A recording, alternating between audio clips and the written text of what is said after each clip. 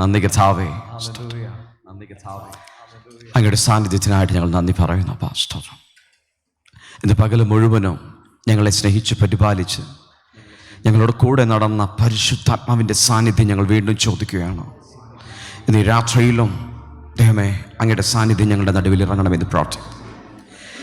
കടന്നു വന്നിരിക്കുന്ന ഞങ്ങളെ ഓരോരുത്തരെയും പൂർണ്ണമായിട്ടും നിൻ്റെ കരങ്ങളിൽ സമർപ്പിക്കുകയാണ് കർത്താവേ. സ്തോത്രം. ശക്തിയോടെ ആത്മനിറവോടുകൂടി ദൈവത്തിൻ്റെ സാന്നിധ്യം അനുഭവിപ്പാൻ ഞങ്ങളെ ഓരോരുത്തരെയും സഹായിക്കണമെന്ന് പ്രാർത്ഥിക്കുന്നു. നിന്റെ കരുത്താലുള്ള സന്തോഷവും നിന്റെ കരുത്താലുള്ള ആനന്ദവും ഞങ്ങളിൽ നിന്ന് പുറപ്പെടുവാൻ തക്കവണ്ണമുള്ള ആ വലിയ അഭിഷേകം ഞങ്ങളിൽ നിന്ന് വ്യാപരിക്കണമെന്ന് പ്രാർത്ഥിക്കുന്ന അപ്പാ. സ്തോത്രം. ഹല്ലേലൂയ. സ്തോത്രം. ഹല്ലേലൂയ. കർത്താവിൻ്റെ തിരുവചനം ഇങ്ങനെ പറഞ്ഞു, നിന്നിൽ ജീവജലത്തിൻ്റെ ഹല്ലേലൂയ നീരുറവ നിന്നിൽ നിന്നും പുറപ്പെടുമെന്ന് തിരുവചനം പറയുന്നു. കർത്താവ് ഇന്ന് രാത്രിയിലും ആ വലിയ നീരുറവയായി സ്തോത്രം നിന്റെ മുമ്പിൽ ഞങ്ങൾ വെളിപ്പെടുവാൻ തക്കവണ്ണം ഞങ്ങളെ ഓരോരുത്തരെയും സഹായിക്കണമെന്ന് പ്രാർത്ഥിക്കുന്നു കർത്താവ്. സ്തോത്രം. യാത്രയിലായിരിക്കുന്നവരൊക്കെ ഞങ്ങൾ ഈ സമയം ഓർക്കുകയാണ് കർത്താവ്. സ്തോത്രം. സന്തോഷത്തോടെ ദൈവകൃപയിലും സുരക്ഷിതമായ ആ കരത്താലുള്ള സൂക്ഷിപ്പിലും കാവലിലും അവരെ കൃത്യസമയത്ത് ചേർക്കുമാറാക്കണമെന്ന് പ്രാർത്ഥിക്കുന്നു കർത്താവ്. സ്തോത്രം. ഇന്ന് കർത്താവ് രാത്രിയിൽ ഞങ്ങൾ ഒരുമിച്ച് അങ്ങയോട് അപേക്ഷിക്കുകയാണ്. അങ്ങ് ഞങ്ങളോട് അടുത്തു വരണമെന്ന് പ്രാർത്ഥിക്കുന്നു. കുശവൻ്റെ കയ്യിലെ കളിമൺ പാത്രങ്ങൾ പോലെ കർത്താവെ നല്ല മൺപാത്രങ്ങളാക്കി ഞങ്ങളെ തീർക്കണമെന്ന് പ്രാർത്ഥിക്കുന്നു. അപ്പം ഇന്ന് രാത്രിയിൽ ഭയമില്ലാതെ നിരാശയില്ലാതെ ദൈവത്തെ ആരാധിപ്പാൻ മഹത്വപ്പെടുത്തുവാൻ കർത്താവ് ഞങ്ങളെ ഓരോരുത്തരെയും അധികമായി അധികമായി അധികമായി സഹായിക്കണമെന്ന് പ്രാർത്ഥിക്കുന്നു. അപ്പം സ്തോത്രം. അങ്ങയുടെ ശക്തി ഞങ്ങളുടെ മേലിറങ്ങണമെന്ന് പ്രാർത്ഥിക്കുന്നു. ഞങ്ങൾ പകൽ മുഴുവനും പലയിടങ്ങളിലായിരുന്നു, ജോലി സ്ഥലങ്ങളിലായിരുന്നു, യാത്രകളിലായിരുന്നു, പല വ്യക്തി ജീവിതങ്ങളൊക്കെ ഇടപെടുവാനൊക്കെ ദൈവം ഞങ്ങളെ സഹായിച്ചു. അവിടെയെല്ലാം കർത്താവിൻ്റെ സൗരഭ്യവാസന, കർത്താവിൻ്റെ വെളിച്ചം ഹല്ലേലൂയ അവിടെ വെളിപ്പെടുത്തുവാൻ തക്കവണ്ണം കർത്താവ് ഞങ്ങളെ ഓരോരുത്തരെയും സഹായിച്ചു. ദൈവം വീണ്ടും ഞങ്ങൾ ആത്മനിറവോടുകൂടി തീരുവാൻ തക്കവണ്ണം കർത്താവ് ഞങ്ങളെ സഹായിക്കണമെന്ന് പ്രാർത്ഥിക്കുന്നത്. ഹല്ലേലൂയ. ഞങ്ങളെ ഓരോരുത്തരെയും സന്തോഷത്തിൻ്റെ സമൃദ്ധിയിൽ നിറക്കണമേ എന്ന് പ്രാർത്ഥിക്കുന്നു കർത്താവ്. സ്തോത്രം. ഹല്ലേലൂയ. ഞങ്ങൾക്ക് ജീവനുണ്ടാവാനും സമൃദ്ധിയായി ജീവനുണ്ടാകുവാനും ഇന്ന് ഞങ്ങളിലേക്ക് ഇറങ്ങി വരണമേ എന്ന് പ്രാർത്ഥിക്കുന്നു കർത്താവ്. പരിശുദ്ധാത്മാവേ ആദ്യോടന്ത്യം വരെ അങ്ങയുടെ വലിയ സാന്നിധ്യത്തെ ഞങ്ങൾ ചോദിക്കുകയാണ് കർത്താവ്. സ്തോത്രം ചെയ്യുന്നപ്പാ. ഹല്ലേലൂയ. സ്തോത്രം.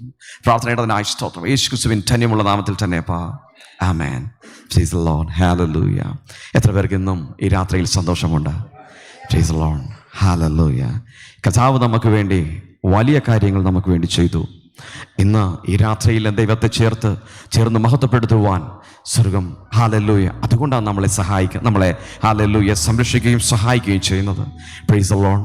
സങ്കീർത്തനം 13 അവസാന വാക്യം ഇങ്ങനെ പറയുന്നു, യഹോവ എനിക്ക് നന്മ ചെയ്തത് കൊണ്ട് ഞാൻ അവന് പാട്ടുപാടുമെന്ന്. സങ്കീർത്തനം 13 അവസാന വാക്യം ഇങ്ങനെ പറയുന്നു, യഹോവ എന്നെ രക്ഷയുടെ സന്തോഷം ഉടിപ്പിച്ചത് കൊണ്ട് ഞാൻ അവൻ്റെ സന്നിധിയിൽ ആനന്ദത്തോടെ നൃത്തം ചെയ്യുമെന്ന് അതിൻ്റെ ഹല്ലേലൂയ 9 വാക്യം ഇങ്ങനെ പറയുന്നു. Price the Lord. ഇന്ന് പകലിൽ നമ്മളെ നടത്തി ഇന്ന് രാത്രിയിൽ ദൈവത്തിൻ്റെ കൂടിവരവിനായി ദൈവത്തിൻ്റെ വചനപ്രകാരം ഹല്ലേലൂയ നമ്മളെ ഓരോരുത്തരെയും നല്ല നിത്യദർശനത്തിനായി നമ്മളെ ഒരുക്കുന്നതിനായിട്ടും നമുക്ക് നന്ദി നിറഞ്ഞ ഹൃദയത്തോടെ നമുക്ക് തീർന്ന് ദൈവത്തെ മഹത്വപ്പെടുത്താം. Praise the Lord. നമ്മുടെ ജീവിതത്തിൽ ഹല്ലേലൂയ ജഡീകമായ ആത്മീകമായ പോരാട്ടങ്ങളെ ജയിക്കുവാൻ വേണ്ട ഹല്ലേലൂയ ശക്തി സ്വർഗത്തിൽ നിന്ന് നമുക്ക് ഇറങ്ങി വന്ന നമ്മളെ പരിപാലിക്കുന്ന സർവശക്തനും പരിശുദ്ധനും നീതിമാനും ഹല്ലേലൂയ മഹോന്നതനുമായ ദൈവത്തിൻ്റെ സാന്നിധ്യം ഇന്ന് നമ്മുടെ നടുവിൽ ഇറങ്ങിയിട്ടുണ്ട്. Price the Lord. ഹല്ലേലൂയ. ലോകപ്രകാരമായിരുന്ന സമയത്ത് നമ്മുടെ കർത്താവിനെ നമ്മൾ അറിയാതിരുന്ന സമയത്ത് നമ്മളെ ഏറ്റവും കൂടുതൽ പലപ്പോഴും നമ്മളെ ബാധിച്ച ഹല്ലേലൂയ ഒരു വലിയൊരു ബാധയുണ്ടായിരുന്നു, മരണഭയം. മരണഭയത്തെ എല്ലാം ദൈവം നീക്കി. എബ്രായർക്കെഴുതിയ ലേഖനം അതിൻ്റെ 2-ാം അധ്യായം ഹല്ലേലൂയ ഇങ്ങനെ പറയുന്നു, ഹല്ലേലൂയ ഹല്ലേലൂയ ഹല്ലേലൂയ തൻ്റെ മരണത്താൽ സ്തോത്രം തൻ്റെ ഹല്ലേലൂയ സകല ജഡത്തിൻ്റെയും ഹല്ലേലൂയ മരണഭയത്തെ അവൻ്റെ മരണത്താൽ നീക്കിയെന്ന് എബ്രായർക്കെഴുതിയ ലേഖനം 2-ാം അധ്യായം ഇങ്ങനെ പറയുന്നു. സ്തോത്രം. അതുകൊണ്ട് ആ അതേ അധ്യായത്തിൻ്റെ ഹല്ലേലൂയ അതിൻ്റെ മേലെ വാക്യം ഇങ്ങനെ പറയുകയാണ്, ഞാൻ ഹല്ലേലൂയ ജാതികളുടെ നടുവിൽ എൻ്റെ കർത്താവിൻ്റെ നാമത്തെ ഉയർത്തും, സഭാമധ്യത്തിൽ ഞാൻ എൻ്റെ കർത്താവിനെ അധികമായി അധികമായി അധികമായി ഉയർത്തുമെന്ന് തിരുവചനം ഇങ്ങനെ പറയുന്നു. അങ്ങനെയെങ്കിൽ ഇന്ന് രാത്രിയിൽ ഹല്ലേലൂയ തികഞ്ഞ സ്നേഹത്തോടെ തികഞ്ഞ ആനന്ദത്തോടെ ഉല്ലാസത്തോടെ ഹല്ലേലൂയ ഭയങ്ങളൊക്കെ മാറ്റി നിർത്തിക്കൊണ്ട് കർത്താവിൻ്റെ സന്നിധിയിൽ എഴുന്നേറ്റ് നിന്നുകൊണ്ട് സന്തോഷത്തോടെ നമുക്ക് ചേർന്ന് പാടി കർത്താവിനെ നമുക്ക് മഹത്വപ്പെടുത്താം. Praise the Lord.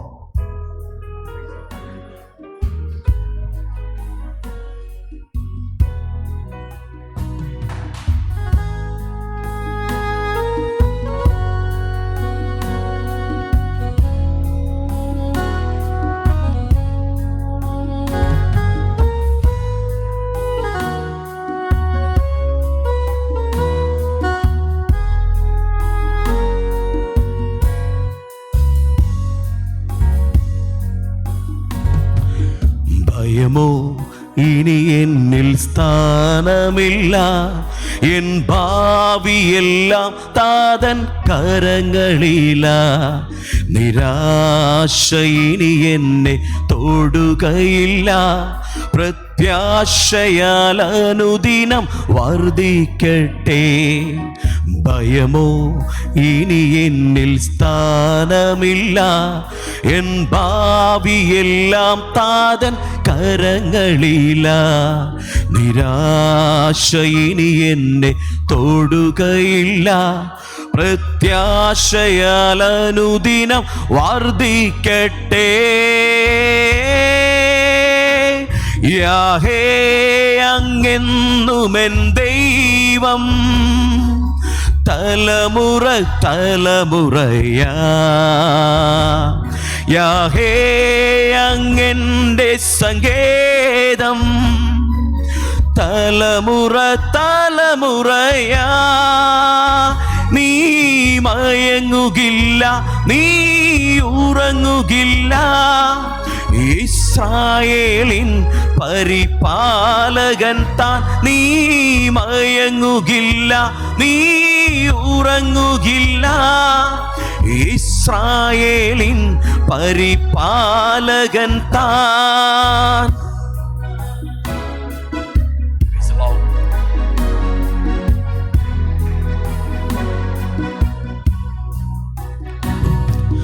മരണഭയം എല്ലാം മാറിടട്ടെ, ശത്രുഭീതിയെല്ലാം നീങ്ങിടട്ടെ. മരണഭയം എല്ലാം മാറിടട്ടെ, ശത്രുഭീതിയെല്ലാം നീങ്ങിടട്ടെ. മരണത്തെ ജയിച്ചവൻ, ശത്രുവെ തകർത്തവൻ, സകലത്തിനും മീതെ ഉന്നതനാ. മരണത്തെ ജയിച്ചവൻ, ശത്രുവെ തകർത്തവൻ, സകലത്തിനും മീതെ ഉന്നതനാ. യാഹേ അങ്ങെന്നുമെൻ ദൈവം, തലമുറ തലമുറയാ. യാഹേ അങ്ങെൻ്റെ സങ്കേതം, തലമുറ തലമുറയായി. യാഹേ അങ്ങെന്നുമെൻ ദൈവം, തലമുറ തലമുറയാ.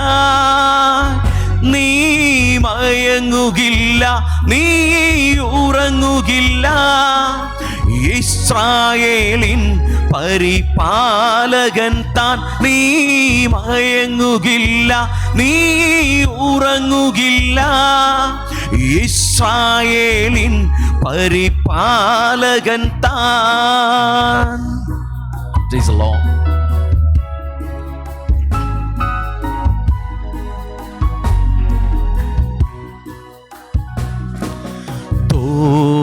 തോൽവികളെല്ലാം മാറിടട്ടെ, രോഗങ്ങൾ ക്ഷീണങ്ങൾ നീങ്ങിടട്ടെ. തോൽവികളെല്ലാം മാറിടട്ടെ, രോഗങ്ങൾ ക്ഷീണങ്ങൾ നീങ്ങിടട്ടെ.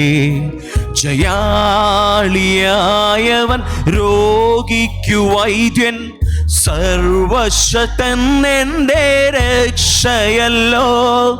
ജയാളിയായവൻ രോഗിക്കു വൈദ്യൻ, സർവശക്തൻ എൻ്റെ രക്ഷയല്ലോ. യാഹേ അങ്ങെന്നുമെൻ ദൈവം, തലമുറ തലമുറയാ. യാഹേ അങ്ങെൻ്റെ സങ്കേതം, തലമുറ തലമുറയാ. നീ മയങ്ങുകില്ല, നീ ഉറങ്ങുകില്ല, ഇസ്രായേലിൻ പരിപാലകൻ താൻ. നീ മയങ്ങുകില്ല, നീ ഉറങ്ങുകില്ല, ഇസ്രായേലിൻ പരിപാലകൻ താൻ. ഭയമോ ഇനി എന്നിൽ സ്ഥാനമില്ല, എൻ ഭാവിയെല്ലാം താതൻ കരങ്ങളില. നിരാശ ഇനി എന്നെ തൊടുകയില്ല, പ്രത്യാശയാൽ അനുദിനം വർദ്ധിക്കട്ടെ. ഭയമോ, ചേർന്ന് പാടിയാട്ടെ. അപ്പാ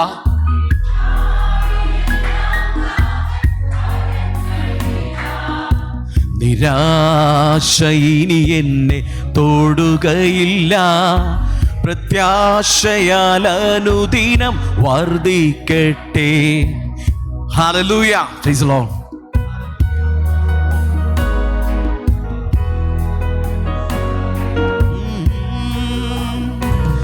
യാഹേ അങ്ങെന്നുമെൻ ദൈവം, തലമുറ തലമുറയാ.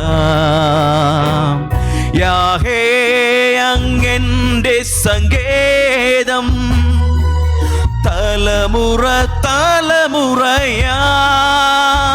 നീ മയങ്ങുകില്ല, നീ ഉറങ്ങുകില്ല, ഇസ്രായേലിൻ പരിപാലകൻ താൻ. നീ മയങ്ങുകില്ല, നീ ഉറങ്ങുകില്ല, ഇസ്രായേലിൻ പരിപാലകൻ താൻ. നീ മയങ്ങുകില്ല, നീ ഉറങ്ങുകില്ല, ഇസ്രായേലിൻ പരിപാലകൻ താൻ. Price the Lord. ഹല്ലേലൂയ. നമ്മുടെ ജീവിതത്തിലേക്ക് കർത്താവ് കടന്നു വന്നത് നിത്യമായൊരു രക്ഷ തരാൻ വേണ്ടി മാത്രമാണ്. Price the Lord. ഈ ഭൂമിയിലെ വാസമൊക്കെ നമുക്ക് അല്പകാലമായിട്ട് തീർന്നു പോകുമായിരിക്കും. എന്നാൽ കർത്താവ് പറഞ്ഞിരിക്കുന്ന നിത്യതയിലേക്ക് വസിപ്പാൻ തക്കവണ്ണമുള്ള ആ നമ്മുടെ ഹാലിൽ ലക്ഷ്യം അതൊട്ടും തെറ്റിപ്പോകാത്ത വണ്ണം, ഹല്ലേലൂയ, താൻ വിളിച്ച വിളിക്ക് ഒത്ത വണ്ണം, ഹല്ലേലൂയ, മരണഭയത്തെ, നിരാശകളെ, ഹല്ലേലൂയ, നമുക്കെതിരായി വരുന്ന പ്രതികൂലങ്ങളെ എല്ലാം നീക്കിക്കൊണ്ട് കർത്താവ് നമുക്ക് അനുവദിച്ചിരിക്കുന്ന, കർത്താവ് നമുക്ക് ഒരുക്കിയിരിക്കുന്ന ആ വലിയ നിത്യമായ ഭവനത്തിലേക്ക് ദൈവം നമ്മൾ ഉറപ്പിച്ച് നമ്മളെ കൊണ്ടുപോകും. ഇന്ന് രാത്രിയിലും അതിനായി നമ്മുടെ കർത്താവ് നമ്മുടെ നടുവിൽ ഇറങ്ങി വന്നിട്ടുണ്ട്. എത്ര പേരത് വിശ്വസിക്കുന്നു? ഹല്ലേലൂയ. കർത്താവ് നമ്മുടെ പാറ, കർത്താവ് നമ്മുടെ രക്ഷ, കർത്താവ് നമ്മുടെ വീണ്ടെടുപ്പുകാരൻ. കർത്താവിൽ പ്രത്യാശിക്കുന്ന സകല ജനവും ശക്തിയോടെ അവന്റെ, ഹല്ലേലൂയ, അവന്റെ പ്രത്യാശക്കായി, അവന്റെ വരവിനായി, ഹല്ലേലൂയ, ഹല്ലേലൂയ, ശക്തിയോടെ നിൽക്കുവാൻ, ഹല്ലേലൂയ, തന്റെ മക്കൾക്ക് ഏവർക്കും കഴിയും. അങ്ങനെയെങ്കിൽ ഇന്ന് സന്തോഷത്തോടെ, ഹല്ലേലൂയ, എന്റെ പാറയായ, ഹല്ലേലൂയ, എന്നെ കാക്കുന്ന ദൈവത്തെ നമുക്ക് ചേർന്ന് പാടി ദൈവത്തെ കുറിച്ച് പാടി മഹത്വപ്പെടുത്താം. Praise the Lord.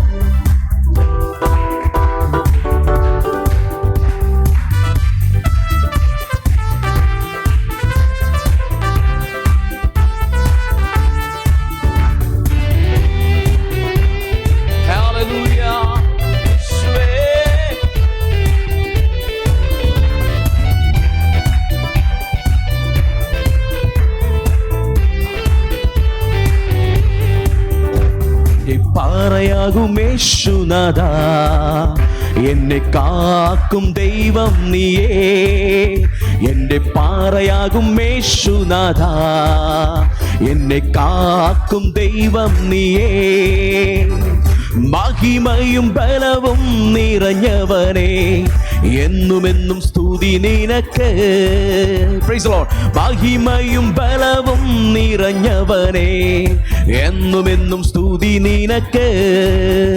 അമ്മേ, ആരാധന അങ്ങയ്ക്കേ, ആരാധന അങ്ങയ്ക്കേ, ആരാധന അങ്ങയ്ക്കേ, ആരാധന അങ്ങയ്ക്കേ, ആരാധന അങ്ങയ്ക്കേ, ആരാധന അങ്ങയ്ക്കേ, ആരാധന അങ്ങയ്ക്കേ, ആരാധന അങ്ങയ്ക്കേ. എന്റെ ബലഹീന നേരങ്ങളിൽ നിന്റെ കൃപ എന്നിൽ തന്നല്ലോ നീ. എന്റെ ബലഹീന നേരങ്ങളിൽ നിന്റെ കൃപ എന്നിൽ തന്നല്ലോ നീ.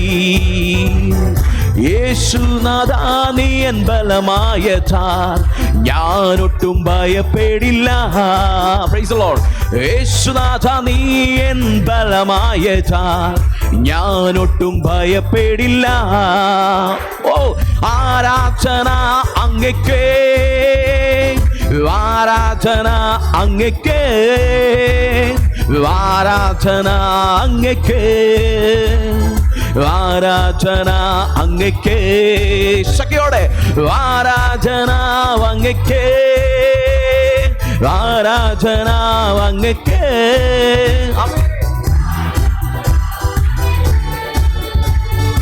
ആരാധന അങ്ങേക്കേ. നിന്റെ ചിറകുകളിൻ നിഴലിൽ എന്നും ആനന്ദം പകരുന്നു നീ. നിന്റെ ചിറകുകളിൻ നിഴലിൽ എന്നും ആനന്ദം പകരുന്നു നീ. വിശ്വസ്തനും നീ എന്നും തുണയായോരും സ്തുതിക്കു യോഗ്യനും നീ. ശക്തിയോടെ വിശ്വസ്തനും നീ എന്നും തുണയായോ നീ. ആമേൻ ആമേൻ.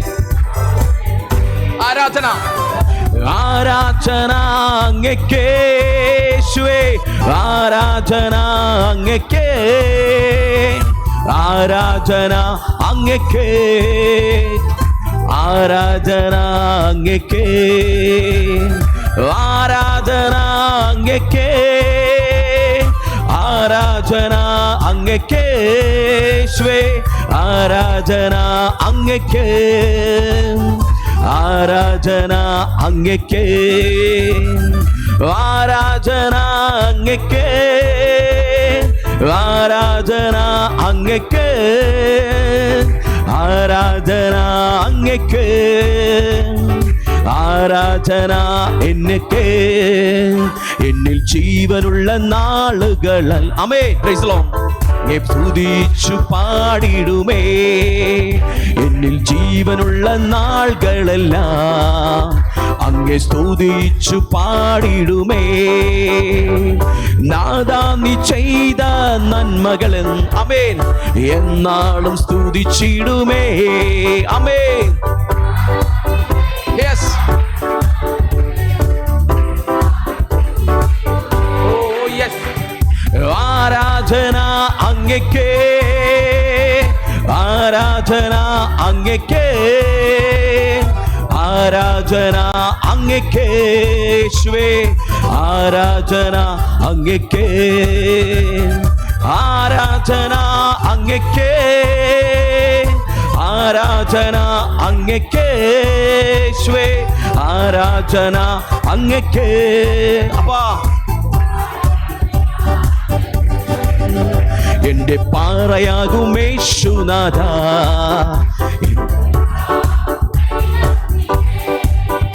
എന്റെ പാറയാകും യേശുനാഥാ, എന്നെ കാക്കും ദൈവം നീയേ. മഹിമയും ബലവും നിറഞ്ഞവനെ എന്നുമെന്നും സ്തുതി നിനക്ക്. Praise the Lord. മഹിമയും ബലവും നിറഞ്ഞവനെ എന്നുമെന്നും സ്തുതി നിനക്ക്. ആരാധന അങ്ങേക്കേ, ആരാധന അങ്ങേക്കേ, ആരാധന അങ്ങേക്കേ യേശുവേ, ആരാധന അങ്ങേക്കേ, ആരാധന അങ്ങേക്കേ,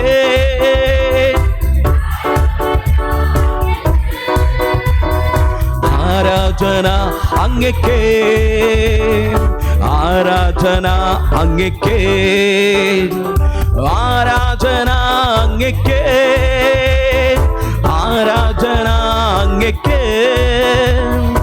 ആരാധന അങ്ങേക്കേ,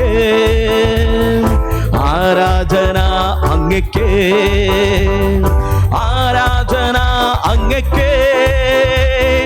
ആരാധന അങ്ങേക്കേ, ആരാധന അങ്ങേക്കേ, ആരാധന അങ്ങേക്കേ. എൻ്റെ ബലഹീന നേരങ്ങളിൽ നിന്റെ കൃപ എന്നിൽ തന്നല്ലോ നീ. എൻ്റെ ബലഹീന നേരങ്ങളിൽ നിന്റെ കൃപ എന്നിൽ തന്നല്ലോ നീ. യേശുനാഥാ നീ എൻ ബലമായതാൽ ഞാനൊട്ടും ഭയപ്പെടില്ല. ചേർത്ത് പാടിയാട്ടെ.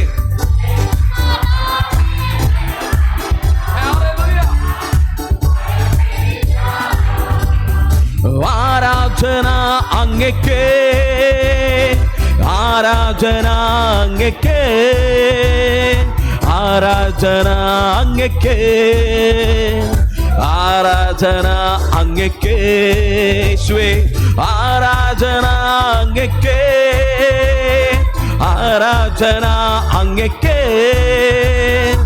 ആരാധന അങ്ങയ്ക്ക്, ആരാധന അങ്ങയ്ക്ക്. നിന്റെ ചിറകുകളിൻ നിഴലിൽ എന്നും ആനന്ദം പകരുന്നു നീ. നിന്റെ ചിറകുകളിൻ നിഴലിൽ എന്നും ആനന്ദം പകരുന്നു നീ. വിശ്വസ്തനും നീ എന്നും തുണയായോനും സ്തുതിക്കു യോഗ്യനും നീ. ഹല്ലേലൂയ. വിശ്വസ്തനും നീ എന്നും തുണയായോനും സ്തുതിക്കു യോഗ്യനും നീ. ആരാധന അങ്ങയ്ക്ക്, ആരാധന അങ്ങയ്ക്ക്, ആരാധന അങ്ങയ്ക്ക്, ആരാധന അങ്ങയ്ക്ക്, ആരാധന അങ്ങയ്ക്ക് യേശുവേ, ആരാധന അങ്ങയ്ക്ക്, ആരാധന അങ്ങയ്ക്ക്, ആരാധന അങ്ങയ്ക്ക്, ആരാധന അങ്ങയ്ക്ക്, ആരാധന അങ്ങയ്ക്ക്, ആരാധന അങ്ങയ്ക്ക്, ആരാധന അങ്ങയ്ക്ക്. അപ്പാ ആരാധന അങ്ങയ്ക്ക്, ആരാധന അങ്ങയ്ക്ക്, ആരാധന അങ്ങയ്ക്ക് യേശുവേ, ആരാധന അങ്ങയ്ക്ക്, ആരാധന അങ്ങയ്ക്ക്, ആരാധന അങ്ങയ്ക്ക്, ആരാധന അങ്ങയ്ക്ക്, ആരാധന അങ്ങയ്ക്ക്. Hallelujah. Praise the Lord. Hallelujah. സ്തുതിക്കുന്ന കർത്താവേ. ഹല്ലേലൂയ. കർത്താവേ, ഞങ്ങളുടെ ബലഹീനത വേളകളിലും ഞങ്ങളെ സഹായിക്കുന്നൊരു കരം ഞങ്ങളോട് കൂടെയുണ്ട്. Price the Lord. ഞങ്ങളുടെ രോഗാവസ്ഥയിലും ക്ഷീണാവസ്ഥയിലും ഞങ്ങളെ ശക്തീകരിക്കുന്ന ആ വലിയ ഹല്ലേലൂയ ദൈവ സാന്നിധ്യത്തിനായിട്ട് ഞങ്ങൾ നന്ദി പറയുന്ന കർത്താവേ സ്തോത്രം. അങ്ങനെയെങ്കിൽ ഇന്ന് ഈ രാത്രിയിലും ദൈവമേ അപ്പച്ച നിന്നെ ഇത്രയും സ്നേഹിച്ചാൽ പോരാ, അധികമായി അധികമായി അധികമായി എൻ്റെ ഉള്ളിൽ നിന്ന് ഹല്ലേലൂയ ആ സ്നേഹം ഹല്ലേലൂയ ഹല്ലേലൂയ ഒഴുകുന്ന ഒരു വലിയ നദിയിലേക്ക് ഹല്ലേലൂയ ഇന്ന് രാത്രിയിൽ ഞങ്ങൾ ചേർന്ന് ദൈവത്തെ മഹത്വപ്പെടുത്തും. ഹല്ലേലൂയ. Praise the Lord. ഹല്ലേലൂയ. എനിക്കുള്ളതിനേക്കാൾ ഹല്ലേലൂയ എൻ ജീവനേക്കാൾ അധികമായിട്ട് എൻ്റെ കർത്താവിനെ ഹല്ലേലൂയ ഹല്ലേലൂയ ഇന്ന് രാത്രിയിൽ ഞങ്ങൾ ചേർന്ന് കർത്താവിനെ മഹത്വപ്പെടുത്തും. അപ്പോൾ ഹല്ലേലൂയ ഞങ്ങളുടെ ജീവിതത്തിൽ എല്ലാ നന്മകളെ തന്നതിന്, ഞങ്ങളൊന്ന് വീണ്ടെടുത്തതിന്, ഞങ്ങളൊന്ന് ശക്തീകരിച്ചതിന്, ഞങ്ങളൊന്ന് ബലപ്പെടുത്തിയതിന് ഹല്ലേലൂയ ഞങ്ങളുടെ എല്ലാ അവസ്ഥകളെയും മാറ്റി പുതിയ ഹല്ലേലൂയ നല്ല രൂപാന്തരത്തിലേക്കുള്ള ജീവിതത്തിലേക്ക് കടത്തിക്കൊണ്ടുവന്ന നല്ല സൃഷ്ടാവിന് ഞങ്ങൾ ഇന്ന് രാത്രിയിൽ നന്ദി പറയുകയാണ്. അപ്പാ സ്തോത്രം. ഹല്ലേലൂയ.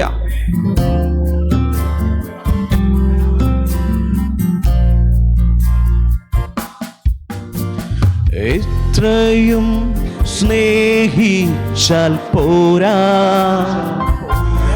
അങ്ങേ ഇത്രയും ആരാധിച്ചാൽ പോരാ, എത്രയും സ്നേഹിച്ചാൽ പോരാ, അങ്ങേ ഇത്രയും ആരാധിച്ചാൽ പോരാ. എനിക്കുള്ളതിനേക്കാൾ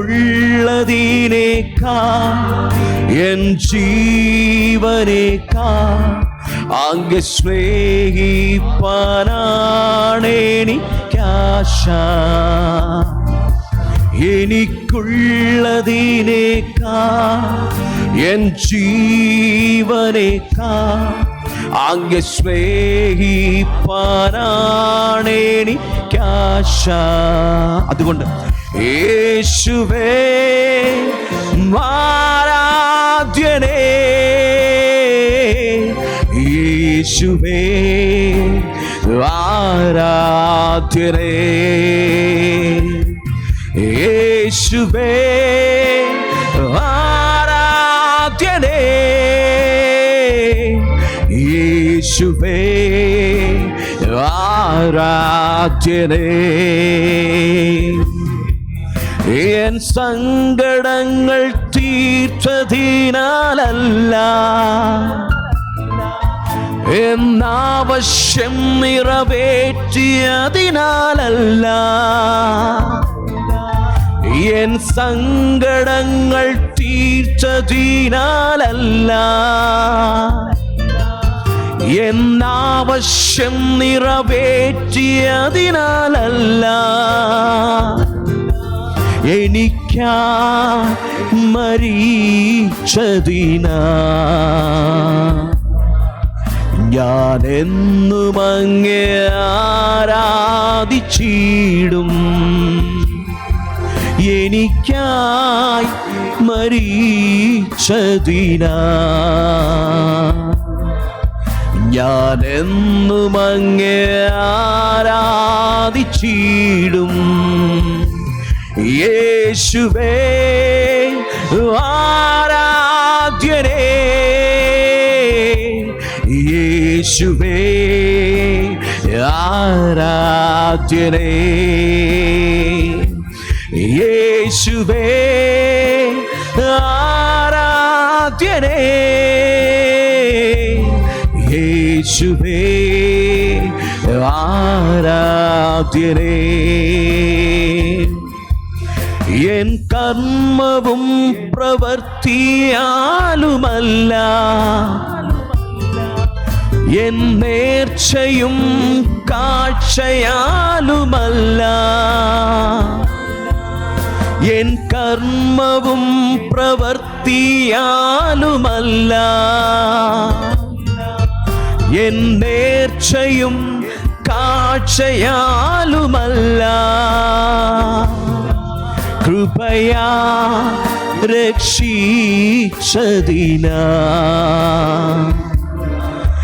ഞാനെന്നും അങ്ങേ ആരാധിച്ചിടും. കൃപയാൽ രക്ഷിച്ചതിനാ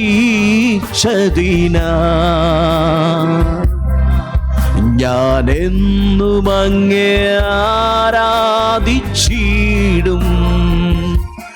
യേശുവേ ആരാധ്യനേ, യേശുവേ ആരാധ്യനേ, യേശുവേ ആരാധ്യനേ,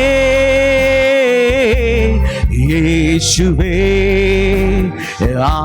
ആരാധ്യനേ,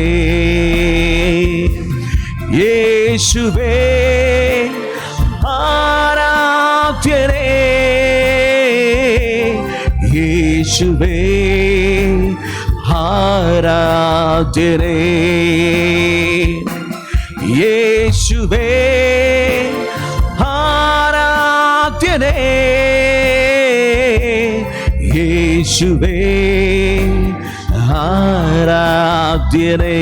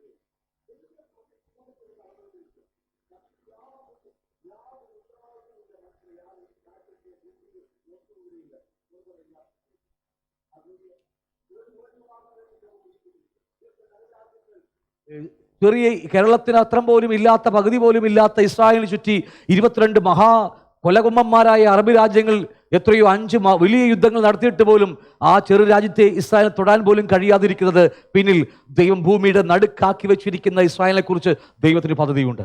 ഹല്ലേലൂയ. മനസ്സിലാവുന്നുണ്ടോ? ഇതെല്ലാം ഒന്നിലേക്ക് പോയിക്കൊണ്ടിരിക്കുക. ലോകം സമാപിച്ചു. നമ്മളിവിടെ പഠിച്ചുകൊണ്ടിരിക്കുന്ന കാലത്തെക്കുറിച്ച്, സമയത്തെക്കുറിച്ച് കഴിഞ്ഞ നമ്മൾ ചർച്ചിനകത്ത് പഠിച്ചതാണ്. എത്രയോ ക്ലാസ്സുകൾ എടുത്ത് പഠിച്ചതാണ് സമയത്തെക്കുറിച്ച്. ആ സമയത്തെ നിങ്ങൾ വീട്ടിൽ പോയി ധ്യാനിച്ച് നോക്കിയാൽ, വീട്ടിൽ പോയി ധ്യാനിച്ച് നോക്കിയാൽ മതി. അതൊക്കെ ഇന്ന് സംഭവിച്ചുകൊണ്ടിരിക്കുന്ന കാര്യങ്ങളാണ് പഠിപ്പിച്ചിരിക്കുന്നത്, പറഞ്ഞിരിക്കുന്നത്. അന്ത്യസമാപ്തിയിലേക്ക് പോയിക്കൊണ്ടിരിക്കുന്നു. 3rd വേൾഡ് വാർ, 3ാം ലോക മഹായുദ്ധത്തിന് വേണ്ടി ലോകം ഒരുങ്ങിക്കൊണ്ടിരിക്കുകയാണ്. മുസ്ലിങ്ങൾ വിളിച്ചു പറഞ്ഞില്ലേ, 22 അറബ് രാജ്യങ്ങൾ ഹമാസിന് അല്ലെങ്കിൽ ഡോം ഓഫ് ത്രോക്ക് മുസ്ലിങ്ങളുടെ പള്ളിയെ തകർത്താൽ ഞങ്ങൾ വെറുതെ ഇരിക്കത്തില്ല. ഇതൊക്കെ സംഭവിക്കേണ്ട കാര്യങ്ങളാണ്. അതിനുവേണ്ടി അതിന് തൊട്ട് മുമ്പ് നമ്മുടെ കർത്താവ് നമ്മുടെ വിശുദ്ധന്മാരായി നമ്മെ ചേർത്തുകൊണ്ട് പോകണം. ഹല്ലേലൂയ. ഇതെല്ലാം ഞാൻ പറഞ്ഞു, ഒരുപക്ഷേ അല്പം പോലും സമയം ഇന്ന് രാത്രി ഇരുട്ടി വെളിക്കുമോ നമുക്കറിയത്തില്ല. ഇന്ന് രാത്രി കർത്താവിൻ്റെ വരവ് അതുപോലെ പടിവാതുക്കല. ഹല്ലേലൂയ. അതുകൊണ്ട് വളരെ ശ്രദ്ധയോടെ ആയിരിക്കണം നമ്മുടെ ക്രിസ്ത്യ ജീവിതം ഇനി ഓടേണ്ടത്. വളരെ ശ്രദ്ധയോടെ കൂടി ആയിരിക്കണം. കർത്താവ് വന്നു പോയാൽ, നമ്മൾ പോയില്ലെങ്കിൽ നമ്മൾ ഇതിനെക്കുറിച്ച്, ഈ ക്ലാസ്സിൽ ഞാൻ അതിനെക്കുറിച്ച് അല്പമായി സംസാരിക്കും. ഇന്നല്ല, വരും നാളുകളിലൊക്കെ. നമ്മൾ കർത്താവിൻ്റെ വരവിൽ നമ്മൾ എടുക്കപ്പെടുന്നില്ല എങ്കിൽ നമ്മൾ വീഴാൻ പോകുന്നത്, അല്ലെങ്കിൽ അടുത്ത യുഗത്തിലേക്ക് പോകാൻ പോകുന്നത് 7 വർഷ അന്തിക്രിസ്തു അല്ലെങ്കിൽ എതിർ ക്രിസ്തു ഭരിക്കുന്ന ലോകത്തിലേക്കാണ്. മറന്നു പോകരുത്. ഭൂമിയുടെ മേൽ 262 രാജ്യങ്ങളുടെ മേൽ വാഴുവാൻ ദൈവം അധികാരം കൊടുക്കുക. അവന് ജീവനെ കൊടുക്കുക, പ്രതിമയ്ക്ക് ആത്മാവിനെ കൊടുക്കാൻ പോലും വരം കൊടുക്കുകയാണ് ദൈവം പിശാചിന്. അത്രമാത്രം ഭയാനകമായ ലോകത്തിലേക്കാണ് കടന്നു പോകാൻ പോകുന്നത്. ഞാൻ ഈ പറഞ്ഞതൊക്കെ ഭയപ്പെടുത്താൻ വേണ്ടിയല്ല. സ്വർഗം പോലും അരമണിക്കൂർ മൗനമായിരിക്കുന്നു എന്ന് ആറാമത്തെ കാഹളം മുടക്കുമ്പോൾ വേദം പഠിപ്പിച്ചു വെച്ചിരിക്കുകയാണ് അതിനെക്കുറിച്ചൊക്കെ. അത്രമാത്രം ഭയാനകം മനുഷ്യർക്ക് വരാൻ പോകുന്ന ഒരു വല്ലാത്ത ലോകത്തിലേക്കാണ് ഈ ലോകം പോയിക്കൊണ്ടിരിക്കുന്നത്. അതൊക്കെ മനസ്സിലാവാൻ പറഞ്ഞു വരുന്നത്. ഇത്തിരി വോളിയം കൂട്ടിയത്. ഹല്ലേലൂയ. അപ്പൊ ഞാൻ പറഞ്ഞു വരുന്ന അർത്ഥം ഇത് ഭയപ്പെടുത്താൻ വേണ്ടിയില്ല, പക്ഷെ ഇതൊക്കെ നമ്മൾ അറിയേണ്ടതാണ്. ഇതൊക്കെ നമ്മൾ അറിയാൻ വേണ്ടി ഈ വേദവസത്തിൽ പഠിപ്പിച്ചു വെച്ചിരിക്കുന്ന ഓരോ കാര്യങ്ങൾ നമ്മൾ പഠിക്കാൻ വേണ്ടിയാ, നമ്മൾ അന്വേഷിക്കാൻ വേണ്ടിയാ. ഇതാര് പഠിക്കാൻ വേണ്ടിയാ?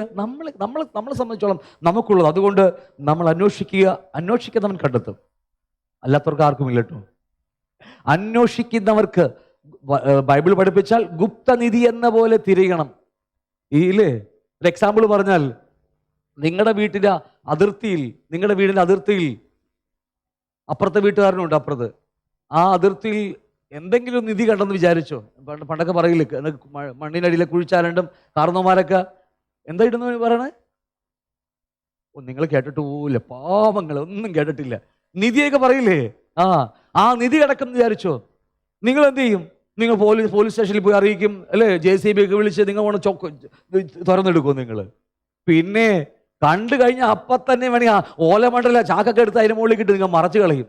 എന്നിട്ട് രാത്രി ഭാര്യ മക്കളും കൂടി, ഭാര്യനെ വിളിക്കത്തില്ല, ചിലപ്പോൾ ഭർത്താക്കന്മാരേക്ക് പോയി ചിരട്ട കൊണ്ട് ചിരണ്ടിയ കറകറ ഒച്ച വെക്കും. അതുപോലും കേൾക്കാതിരിപ്പാൻ ഈ നഖം വെച്ച് ഓരോ ദിവസം മണ്ണ് മാന്തിക്കൊണ്ടിരിക്കും. കാരണം അറിയാമോ, അതിനകത്തിരിക്കുന്നത് മറഞ്ഞിരിക്കുന്ന നിധിയാ. ഇല്ല, അങ്ങനെയല്ല ചെയ്യാമോ? അത് കിട്ടുമെന്ന് നമുക്കറിയാം, അതുകൊണ്ടാണ് നമ്മൾ സമ്മതിക്കാതിരിക്കുന്നത് അല്ലേ. അതുപോലെ ഗുപ്തനിധി എന്ന പോലെ തിരയുന്നവർക്കേ ഇതിന്റെ മർമ്മങ്ങൾ ഗ്രഹിക്കാൻ കഴിയത്തുള്ളൂ. ഹല്ലേലൂയ. ഞാൻ പറഞ്ഞതിന്റെ അർത്ഥം മനസ്സിലാവുന്നുണ്ടോ? ഇത് ജീവന്റെ വചനമാണ്, ഒരുവനെ നിത്യതയ്ക്ക് വേണ്ടി ഒരുക്കുന്ന വചനമാണ്. ഹല്ലേലൂയ. അതുപോലെ തന്നെ ദൈവത്തിന് നമ്മുടെ ആഗ്രഹങ്ങളും നമ്മുടെ ഇഷ്ടങ്ങളും നമ്മുടെ ആർത്തി, അല്ല നല്ല വാക്കാണ് ആർത്തി, നമ്മുടെ ആർത്തി, ദൈവത്തിനെ പഠിക്കുന്ന ആർത്തി ദൈവസന്നിധിയിൽ തെളിവായി അവന് മനസ്സിലായാൽ മാത്രമേ നമുക്കതിന് മർമ്മങ്ങൾ ഗ്രഹിക്കാൻ കഴിയത്തുള്ളൂ. ഇല്ലെങ്കിൽ പഠിച്ചു പോകാം, നിങ്ങൾക്ക് പഠിച്ചു പോകാം, നിങ്ങൾക്ക് പുസ്തകത്തിൽ എഴുതി വെക്കാം, പക്ഷെ ഒരിക്കൽ പോലും അതിൽ നിന്ന് ജീവനെയും ആത്മാവിനെയും നമുക്ക് പ്രാപിക്കാൻ കഴിയത്തില്ല. ഹല്ലേലൂയ. മുന്നോട്ട് കടന്നു പോകാൻ നമ്മൾ പഠിച്ചു കൊടുത്ത വിഷയം കാണാം. ആദ്യം അനാദിയെക്കുറിച്ച് പഠിച്ചതാണ്, ദൈവ സമയത്തെക്കുറിച്ച് സൃഷ്ടിച്ചത് കാര്യങ്ങളൊക്കെ നമ്മൾ പഠിച്ചു. ഓക്കെ, ഞാൻ വിടുകയാ. രണ്ട് നിത്യതയുണ്ട് നമുക്കല്ലേ. ഒന്ന് നരകത്തിൽ പിശാചിനോടെ നമുക്ക് വേണമെങ്കിൽ കഴിക്കാം, നിത്യത കഴിക്കാം. അല്ലെങ്കിൽ സ്വർഗത്തിൽ എവർലാസ്റ്റിംഗ് ലൈറ്റ്, നിത്യമായ വെളിച്ചമുള്ള ആ സ്വർഗത്തിൽ നമുക്ക് വേണമെങ്കിൽ ജീവിക്കാം എന്ന് നമ്മൾ പഠിച്ചു കഴിഞ്ഞ കാര്യമാണ്. ഓക്കെ, ദൈവം നമ്മളെ മനുഷ്യനെ സൃഷ്ടിച്ചത് അവൻ്റെ മകനും മകളുമായി തീരാൻ വേണ്ടിയാണെന്ന് മറന്നു പോകരുത്. നമ്മൾ കഴിഞ്ഞ ആഴ്ച പറഞ്ഞ് അവസാനിപ്പിച്ചത് എങ്ങനെയാണ് അല്ലേ? ദൈവം എല്ലാം പൂർത്തീകരിച്ച ശേഷമാണ് ദൈവം തന്റെ പ്രവൃത്തി ആരംഭിച്ചത്. അവിടെയാണ് നമ്മൾ പറഞ്ഞ് അവസാനിപ്പിച്ചത്. ഇപ്പോൾ ഗോഡ്സ് വർക്ക് ബിഗൻ, ദൈവത്തിന്റെ പ്രവൃത്തി ആരംഭിച്ചു. നമ്മൾ ഇന്നലെ വരെ കഴിഞ്ഞ ആഴ്ച വരെ കണ്ടത് മറ്റൊന്നുമല്ല, ദൈവം ഈ പ്രപഞ്ചം നിത്യമായിരിക്കുന്ന പ്രപഞ്ചത്തിൽ ഏകനായ ദൈവം, നിങ്ങൾ കേൾക്കണമേ, ഏകനായ ദൈവത്തിന്റെ ഹൃദയത്തിൽ ഒരു സ്വപ്നം തോന്നി, എനിക്ക് എന്നെപ്പോലെയുള്ള കുറെ മക്കൾ വേണമെന്ന്. ആ സ്വപ്ന സാക്ഷാത്കാരത്തിന് വേണ്ടിയാണ് ദൈവം സകലം സൃഷ്ടിച്ചു വെച്ചിരിക്കുന്നത്. ഇനി പഠിക്കാൻ പോകുന്ന കാര്യങ്ങൾ അതാണ്. ഹല്ലേലൂയ. അതിന് ഒന്ന് മാത്രമേ ഉള്ളൂ ഇതിനെ പറ്റി രഹസ്യം. ഈ ഭൂമിയിൽ കാണുന്ന സർവ്വചരാചരങ്ങളും, അത് മാത്രമല്ല സൂര്യനും ചന്ദ്രനും കോടിക്കണക്കിന് നക്ഷത്ര സമൂഹങ്ങളും, ഇന്ന് കാണുന്ന എല്ലാ പ്രവർത്തനങ്ങളും, ഇന്ന് ഹമാസും ഇസ്രായേലുള്ള ഈ യുദ്ധങ്ങളൊക്കെ ഒന്നിലേക്ക് പോകുന്നു, ദൈവമക്കൾക്ക് വേണ്ടിയുള്ള ഒരുക്കത്തിന് വേണ്ടിയാണ്. ദൈവം അതിനു വേണ്ടിയാണ് ഈ ഭൂമിയെ സൃഷ്ടിച്ചത്. ഭൂമിക്കകത്ത് പക്ഷിമൃഗാദി ഇഴജാതി എല്ലാത്തിനെയും സൃഷ്ടിച്ചത് പോലും ദൈവം നമുക്ക് വേണ്ടിയാണ്. ദൈവത്തിന് അവനെപ്പോലെ, വാക്ക് ശ്രദ്ധിക്കണം, അവനെപ്പോലെയുള്ള മക്കൾ വേണം. ഹല്ലേലൂയ. എന്നാൽ പാപം, അതിനെക്കുറിച്ച് പിന്നെ പഠിക്കാം നമുക്ക്. അപ്പോൾ ഈ ഒരു സ്വപ്ന സാക്ഷാത്കാരം ദൈവം ഹൃദയത്തിൽ കുറിച്ചിട്ടു. ദൈവം മനുഷ്യനെ കുറിച്ച് ആഗ്രഹിച്ചപ്പോൾ തന്നെ നിത്യതയിൽ, പൂർവ്വകാല നിത്യതയിൽ ദൈവം തൻ്റെ ഹൃദയത്തിൽ ആഗ്രഹിച്ചപ്പോൾ തന്നെ അവൻ്റെ സർവജ്ഞാനത്തിൽ അവനെല്ലാം മനസ്സിലായി. മനുഷ്യൻ വിട്ടുപോകുമെന്നും അല്ലേ, അവന് എന്തൊക്കെയായിരിക്കുമെന്നും അവനെ എങ്ങനെ വീണ്ടും ചേർക്കാമെന്നൊക്കെ ദൈവം സകല കാര്യങ്ങളും എന്നേ തീർത്തു വെച്ചു അല്ലേ. ഭാവിയിൽ സംഭവിക്കാൻ പോകുന്ന കാര്യങ്ങൾ പോലും ആരംഭത്തിൽ തീർത്ത് എഴുതി വെച്ചിട്ടാണ് ദൈവം തൻ്റെ പ്രവൃത്തി ആരംഭിച്ചത്. അത്ര മനസ്സിലായതിലേക്ക് അതിനെക്കുറിച്ചൊക്കെ പലവട്ടം നമ്മൾ പഠിച്ചതുകൊണ്ട് വിട്ടുപോകുന്നത്. ദൈവം തൻ്റെ പ്രവൃത്തി ആരംഭിച്ചു. ദൈവം ആദ്യം ചെയ്തത് ഞാൻ പറഞ്ഞു, ദൈവം വസിക്കുന്നത് നിത്യതയിലാണ്. ആണല്ലോ, ദൈവം വസിക്കുന്നത് എവിടെയാ? എന്തുകൊണ്ട് ദൈവം നിത്യതയിൽ വസിക്കുന്നു? നിത്യനായത് കൊണ്ടാണ്. നമ്മളെവിടെയാ വസിക്കുന്നത്? സമയത്തിനകത്ത്. കാരണം നമുക്ക് ആരംഭമുണ്ട്, ഇപ്പോൾ നമുക്ക് അവസാനമില്ല. ഓക്കെ, നമ്മൾ ജാതീയ മക്കളായിരിക്കുമ്പോൾ നമുക്ക് ആരംഭവുമുണ്ട്, അവസാനമുണ്ട്. എല്ലാം സമയത്തിന് കീഴിലാണ്. ദൈവം നിത്യനാണ്. അതുകൊണ്ട് ദൈവം നമ്മെ നിത്യതയിലേക്ക് വിളിച്ചത്. നമ്മൾ ഇവിടെയാണ് ജീവിക്കാൻ ആഗ്രഹിക്കുന്നതെങ്കിൽ നമ്മൾ സമയത്തിനുള്ളിൽ ജീവിക്കുന്ന മനുഷ്യരാ. ജാതികളെ പോലെ ചത്തൊടുങ്ങി എവിടെയെങ്കിലും മരിച്ചു വീടും നമ്മൾ. നരകമല്ലാതെ മറ്റൊന്നും നമുക്കില്ല. ഹല്ലേലൂയ. നമ്മൾ ഇന്ന് വിളിച്ചിരിക്കുന്നത് ആ സമയത്തിനപ്പുറത്തേക്ക് മരണമില്ലാത്ത നിത്യമായ ദൈവത്തിലൂടെ ജീവിക്കുവാൻ, വാഴുവാൻ വേണ്ടിയാണ്. അത്ര മനസ്സാവുന്നുണ്ടല്ലോ. എന്നിട്ട് ദൈവം തന്നെ ആ നിത്യതയിൽ വസിക്കുന്ന ഏകനായ ദൈവം, വാക്ക് ശ്രദ്ധിക്കണം നിങ്ങൾ, ഏകനായ ദൈവം. ചോദ്യങ്ങൾ ഇഷ്ടംപോലെ നിങ്ങൾ അകത്ത് പൊങ്ങി വരും. അപ്പോൾ ദൈവം ത്രിയേകനല്ലേ അല്ലേ, പിതാപുത്ര പരിശുദ്ധാത്മാവല്ലേ, ഒക്കെ തന്നെയാ.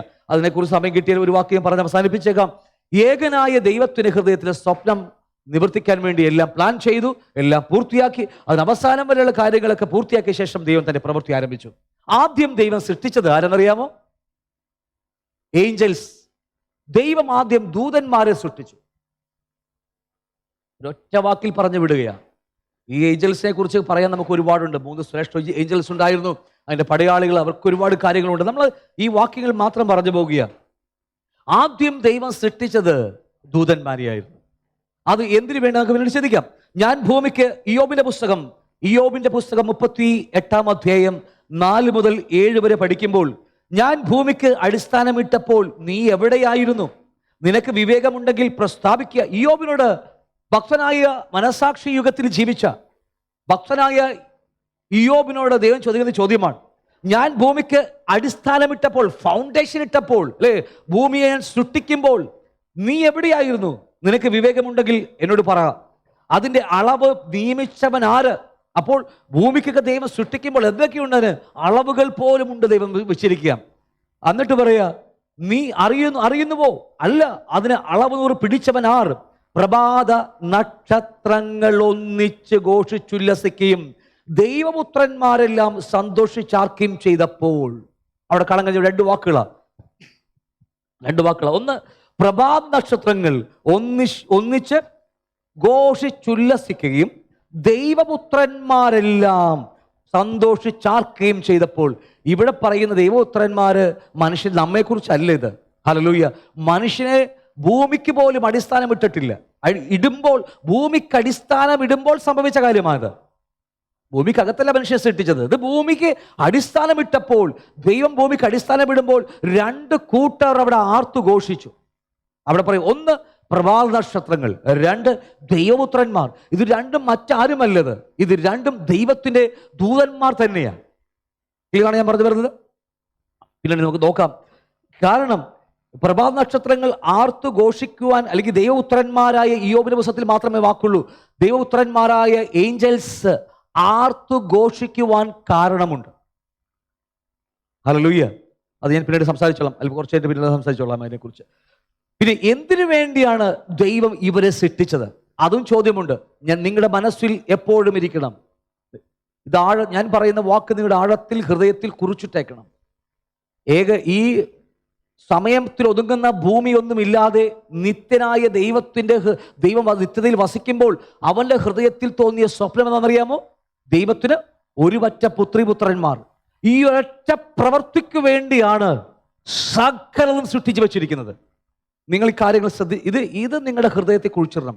ഇല്ലെങ്കിലുണ്ടല്ലോ നമുക്കൊന്നും മനസ്സിലാകത്തില്ല. ഈ ബൈബിൾ എന്ത് വായിച്ചാലും ഒന്നും മനസ്സിലാകത്തില്ല നമുക്ക്. കാരണം ഈ ഒറ്റ ഫോക്കസാ എല്ലാം ദൈവം സൃഷ്ടിച്ചു വെച്ചിരിക്കുന്നത്.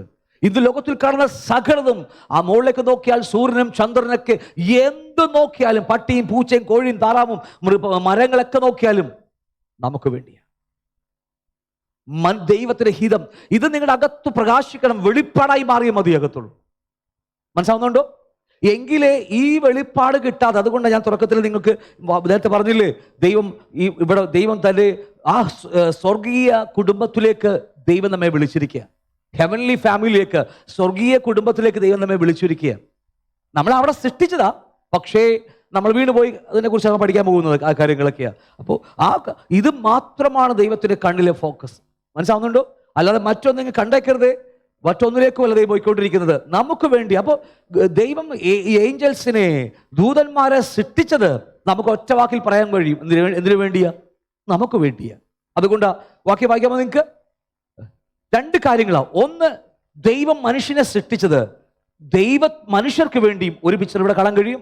2, God created angels for man, അപ്പുറത്ത് ദൈവത്തിന് വേണ്ടി. 2 വാക്കുകളാണ്. ദൈവം ദൂതന്മാരെ സൃഷ്ടിച്ചത് ഒന്ന് മനുഷ്യർക്ക് വേണ്ടി, നമുക്ക് വേണ്ടി.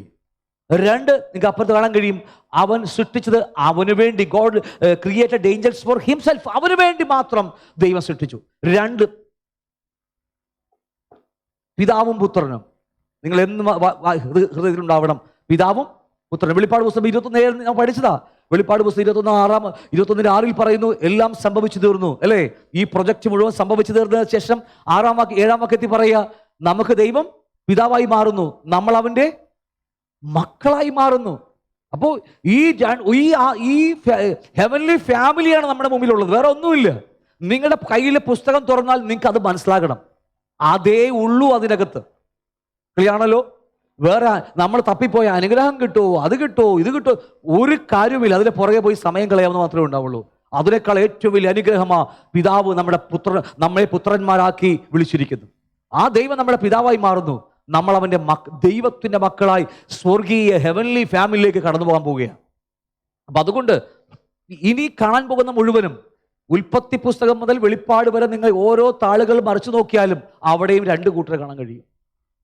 നീ വായിച്ചോ, നിങ്ങൾ ഓരോ താള് മറിച്ച് വായിച്ചോ, ഇരുന്ന് വായിച്ചോ. നിങ്ങൾ ബൈബിൾ ഉൽപ്പത്തി 1-ാം വാക്യം മുതൽ നിങ്ങൾ വെളിപ്പാട് പുസ്തകം വരെ 66 പുസ്തകങ്ങൾ തിരിച്ചും മറിച്ചും വായിച്ചോ, രണ്ടുപേരെ എവിടെയും കാണാം. ഉൽപ്പത്തി 3:15 പറയുന്നു, പറയാൻ പറ്റും നിങ്ങൾക്ക്? ഉൽപ്പത്തി 3:15 എന്താ? സ്ത്രീയുടെ സന്തതി സർപ്പത്തിന്റെ തലയെ തകർക്കുമെന്ന് പറയുന്നു, ഇല്ലേ? നമ്മ പറയും ഇതാരാ? സ്ത്രീയുടെ സന്തതി ആരാ? യേശുക്രിസ്തു, അല്ലേ? നമുക്ക് എല്ലാവർക്കും അറിയാം. പക്ഷേ അവിടം കൊണ്ട് നമ്മുടെ ബൈബിൾ സ്റ്റഡി നിന്നുപോയാൽ ഈ പുസ്തകം പറഞ്ഞതൊന്നും നമുക്ക് മനസ്സിലാകത്തില്ല. സത്യമാ, നിങ്ങൾ പറഞ്ഞത് സത്യം തന്നെയാ.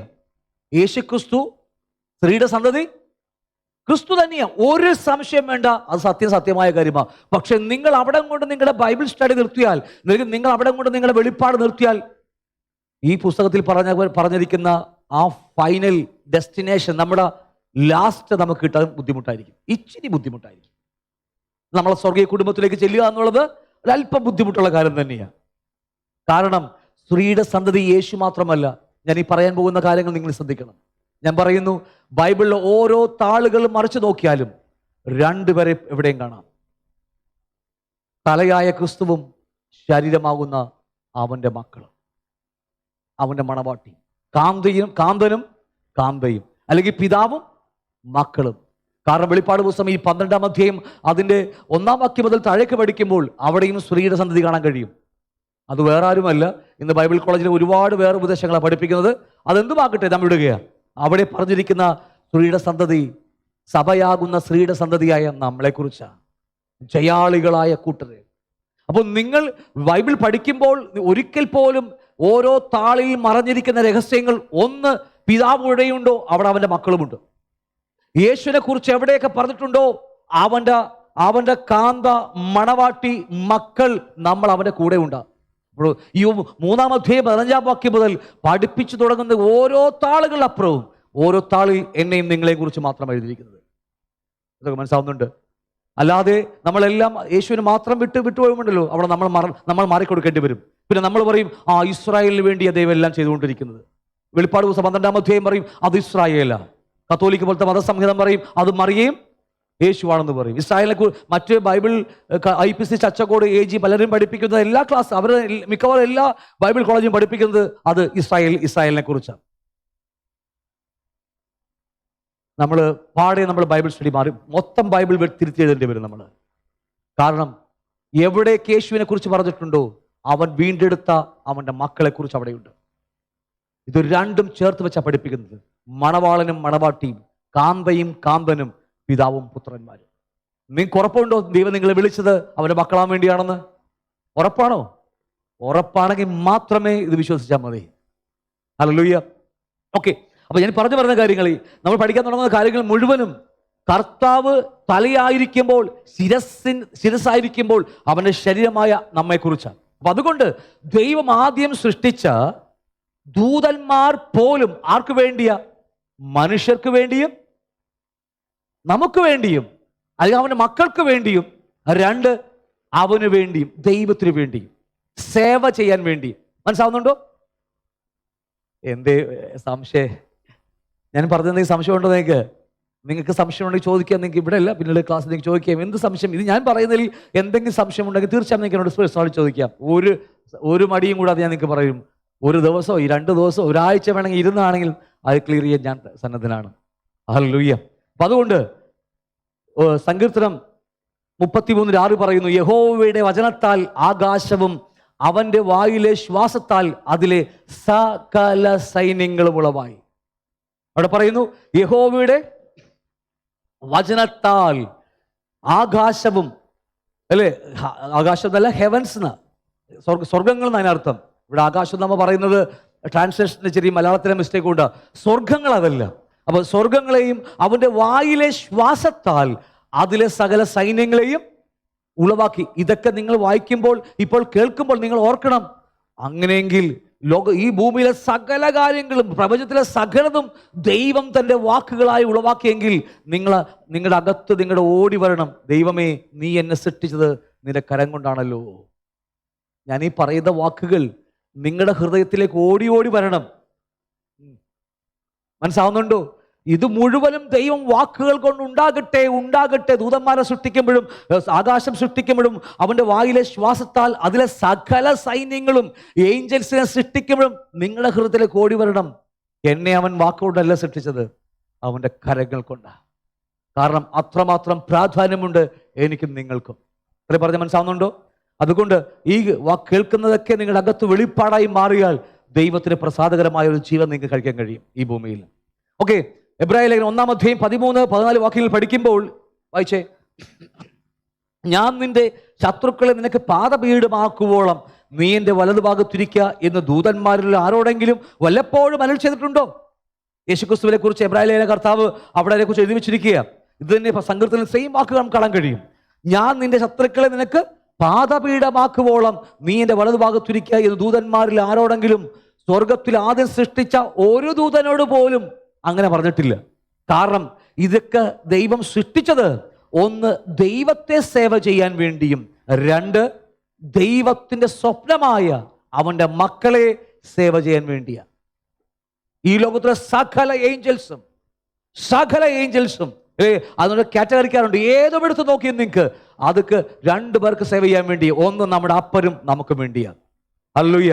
എന്നിട്ട് 14-ാം വാക്യം പറയുന്നു, അവർ ഒക്കെയും ആരൊക്കെയാ? ഏഞ്ചൽസ് എല്ലാം, കാറ്റഗറിക്കാർ എല്ലാം ഉണ്ട് അല്ലേ? ശ്രേഷ്ഠദൂതന്മാർ പലരുണ്ട്.